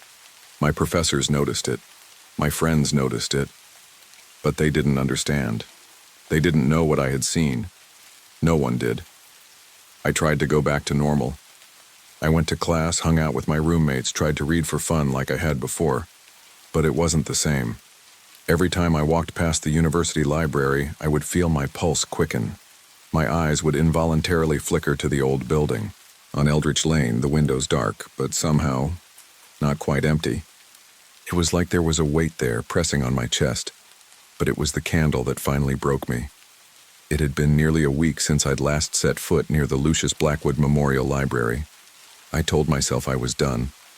I was done with the mystery, done with whatever force or entity had haunted that place for decades. But I couldn't shake the feeling that it wasn't over, that Eleanor hadn't finished with me. I had a late lecture that Thursday, a history class I barely cared about, but one I couldn't afford to skip. When I finished, it was nearly midnight. The campus was quiet, too quiet. The kind of quiet that only comes on a night when the fog rolls in thick from the river. I was walking back to my dorm, hands stuffed in my jacket pockets, when I saw it. The light. It wasn't the usual overhead campus lights that flickered and buzzed in the distance. It wasn't even the street lights that lined Eldritch Lane. It was a single flickering flame. From the top floor of the library. The window at the far right of the building, the one I had always avoided looking at, was glowing faintly, as if someone had lit a candle inside. I stopped in my tracks, my breath catching in my throat. It was absurd. There was no one in that building. The university had locked it down years ago, and even if the building wasn't officially closed, no one went there after dark. Not after all the disappearances, the stories, the warnings. The light didn't make sense. I glanced at my watch. 12:13 a.m. I had heard stories about haunted places, about the way spirits might try to lure you back in, to pull you closer. But I didn't believe in ghosts. I had spent my whole life reading about them, analyzing them from a safe distance. What was happening to me wasn't supernatural, it couldn't be. But there it was, the candlelight, flickering, almost beckoning. Without thinking, I took a step toward the building, then another. The mist curled around my ankles, and the sound of my shoes against the damp pavement seemed unnaturally loud in the stillness of the night. When I reached the archway, I paused. The door was still open, just slightly ajar, as if it were waiting for me to return. The brass plaque was as worn and grimy as I remembered. Knowledge is light, but some truths are meant to stay in the dark. I reached out, my hand trembling, slightly, and pushed the door open. The smell hit me immediately, dust, decay, and something I couldn't place. Something metallic. The air felt thick, like it was laced with something sinister, something watching. I could feel it in my bones. The library seemed alive, in a way that didn't sit right. I stepped inside, heart pounding, every instinct screaming at me to turn around and run. But I didn't. I couldn't. There was something about the candle, something about the invitation that I couldn't ignore. I found myself standing in the same place I had stood days before, the entryway of the library, where the shadows clung to the walls. The shelves still loomed, their dusty volumes towering like silent witnesses to something I didn't understand. I glanced up at the second floor, where I had last seen Eleanor, her ghostly figure standing at the end of the aisle. The air felt heavier now, almost suffocating. The candlelight flickered from the reading room, casting long shadows down the hall. I hesitated for a moment. Then, driven by something beyond my control, I moved toward the stairs. I had to see where the light was coming from. I had to know. The stairs creaked under my weight as I ascended. The darkness seemed to press in on me, wrapping itself around my body like an invisible hand. The hallway on the second floor was just as I remembered it. Dark, desolate, and thick with the smell of age and mildew. But there, at the end of the hall, was the reading room, its door slightly ajar, the flickering light spilling out from the crack. I walked toward it, each step more deliberate than the last, as if some invisible force was pushing me forward. When I reached the door, I stopped. I knew what I would find. I knew it. But I couldn't stop myself from opening it. The room was as empty as before, save for the single candle that sat in the middle of the table, its flame casting an eerie glow over the dusty books. The shelves were stacked high with leather-bound volumes that had not seen the light of day in decades. But it was the chair that caught my eye. The old, wooden chair in front of the table was occupied. There, sitting as still as death itself, was the pale figure of a woman in a 1930s-style dress. Her hair was pinned up in an old-fashioned style, and her face was impossibly pale. Her eyes were wide black voids, and her fingers, stained with ink or something darker, were curled around the armrests. It was Eleanor Voss. She didn't move when I entered. She didn't speak, but I could feel her gaze on me even if her eyes were empty. "The books must be returned," she whispered, her voice like the rustling of old pages. The words froze me in place. I couldn't breathe. The room was spinning, the shadows closing in, and yet there she was, watching me, waiting. I couldn't take it anymore. I turned, stumbling backward, my legs giving out beneath me. My heart was racing in my chest, my hands shaking uncontrollably. I didn't look back as I bolted for the door, didn't stop until I was outside, back in the cold, misty air of the night. But as I ran, the whisper followed me. "Come back." And when I turned around, I could have sworn I saw the faintest flicker of candlelight from the window above, as if she was still waiting for me. Still calling me in. I didn't go back. But every night since, I hear the whisper, "Come in." The next few days after my return from the library were a blur of exhaustion and unease. I told myself I wasn't going back. The experience, seeing Eleanor, hearing her words, had been more than enough. I had come close to something that had been buried for decades, something I was never supposed to understand. But every time I passed the library on my way to class, I couldn't shake the feeling that it was watching me, waiting for me to return. There was a strange tension in the air on campus, almost like an unspoken understanding that something was different. I couldn't explain it, but people were acting differently too. Some were more quiet, others seemed jittery. The campus was small, but you knew when something felt off. I hadn't spoken about my experience to anyone. I didn't know how. Who would believe me?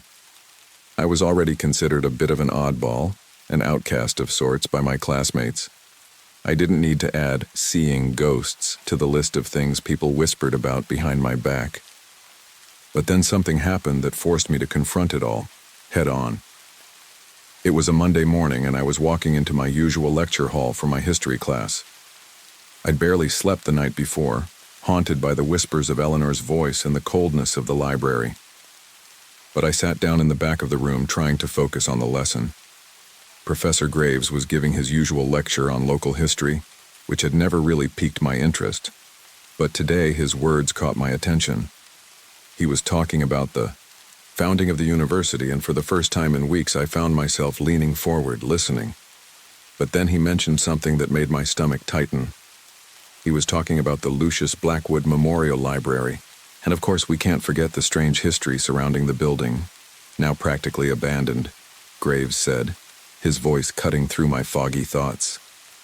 It's a relic of a time long gone, a symbol of Blackwood University's darker past. The library was built in 1893, a Gothic structure designed by the famous architect Lucius Blackwood, and it was meant to be a hub of knowledge for the growing community of students.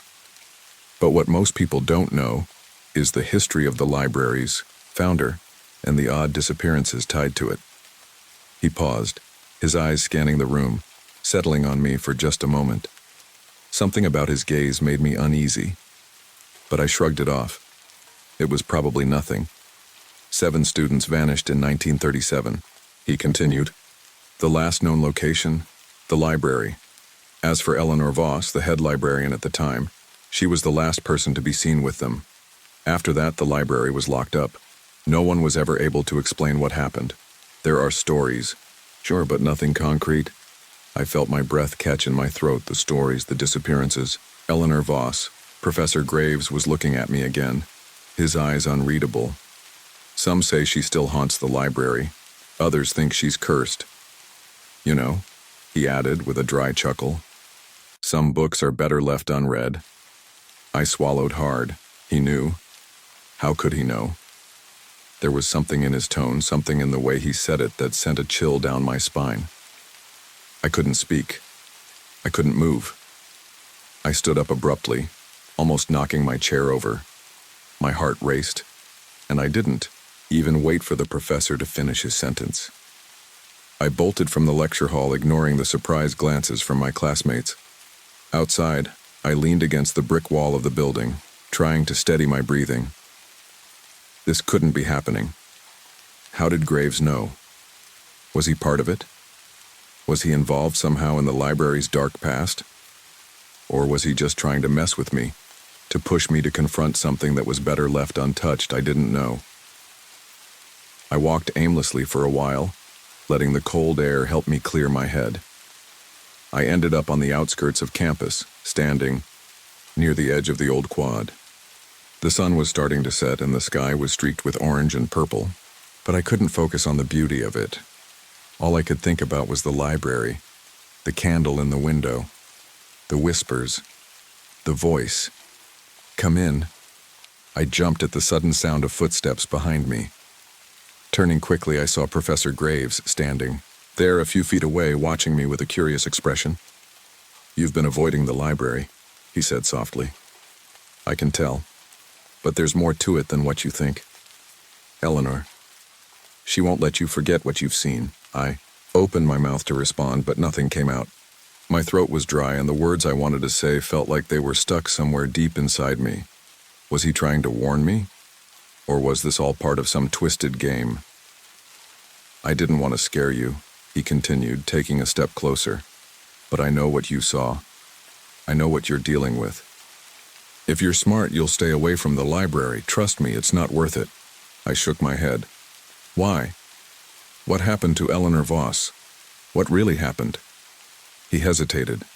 For a moment I thought he might tell me the truth, but instead, he turned and walked away without saying another word, disappearing into the twilight.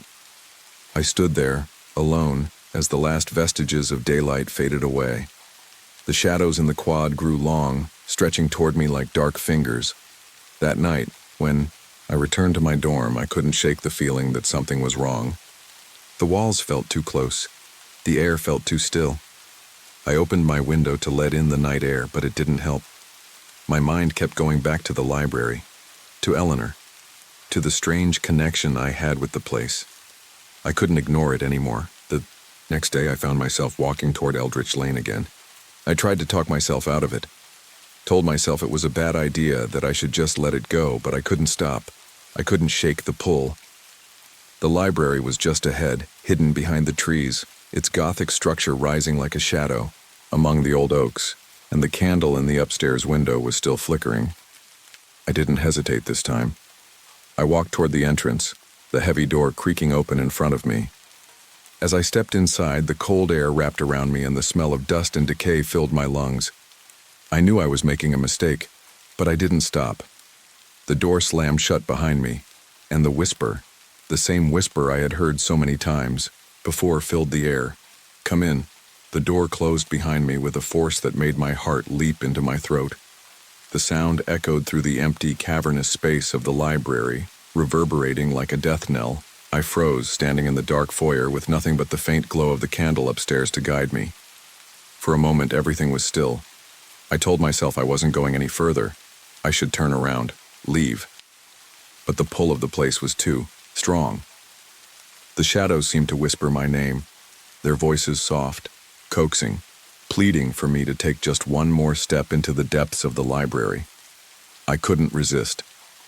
The wooden floors creaked under my weight as I made my way through the dark aisles of shelves, the scent of old paper and dust suffocating. The farther I walked, the more the weight of the place settled over me. It felt like the walls themselves were watching, waiting for something to happen. I glanced over my shoulder, half expecting to see Eleanor standing there, her hollow eyes staring at me. But there was no one, just the darkness. A soft rustling sound made me freeze. It came from the far end of the library, near the aisle where I had seen the books that had led me here. The ones that had somehow drawn me in, whispered, promises of knowledge I didn't understand. I took a slow, steady breath, forcing my heart to calm as I followed the sound. Each step felt heavier, like the air itself was thickening, pressing in on me from all sides. And then I saw her. Eleanor Voss stood in front of a row of dusty books, her back turned to me. She was exactly as I had seen her before, the same pale figure dressed in a faded 1930s-style dress, her hair pulled back in an old-fashioned bun. But there was something different now, something far more unsettling. She was smiling, a thin, cruel smile that didn't quite reach her black, hollow eyes. The room seemed to grow colder as she slowly turned toward me, her gaze locking onto mine with an intensity that made my stomach lurch. "You came back," she said, her voice soft but carrying an edge of something darker. "You were always meant to. I knew you would." I opened my mouth to say something, anything, but no words came out. The realization hit me hard. She hadn't just been waiting for me. She had been expecting me. "You don't understand, do you?" Eleanor continued, her smile widening. "You thought you were just curious, that you could walk away without consequence.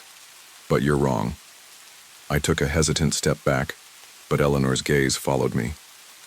"You see," she said, "this library is a prison, not just for me, but for everyone who has ever come here. It holds their souls, trapped in the books. Every student who disappeared, every soul who dared to come here and unlock the truth they weren't supposed to know." I shook my head, my heart hammering in my chest. "What do you want from me?" "What are you doing to me?" Eleanor's smile faded into something more somber. "It's too late for you now, Ethan. The books you opened, the ones you thought were mere curiosities, they have a price. And now, you must pay." The words hit me like a physical blow. The truth of what she was saying sunk in slowly, like ice water dripping through my veins. I was part of this now, part of a cycle that I couldn't escape. The stories in those books, the names of the missing, the whispers in the shadows, all of it had led me here, and there was no way out. I turned to leave, but the shelves seemed to shift around me, the walls growing taller and darker.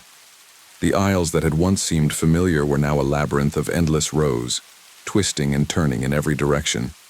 I couldn't see the exit anymore. It had vanished, swallowed by the thickening darkness that closed in around me. "Please," I whispered, desperation rising in my chest. "I don't want this.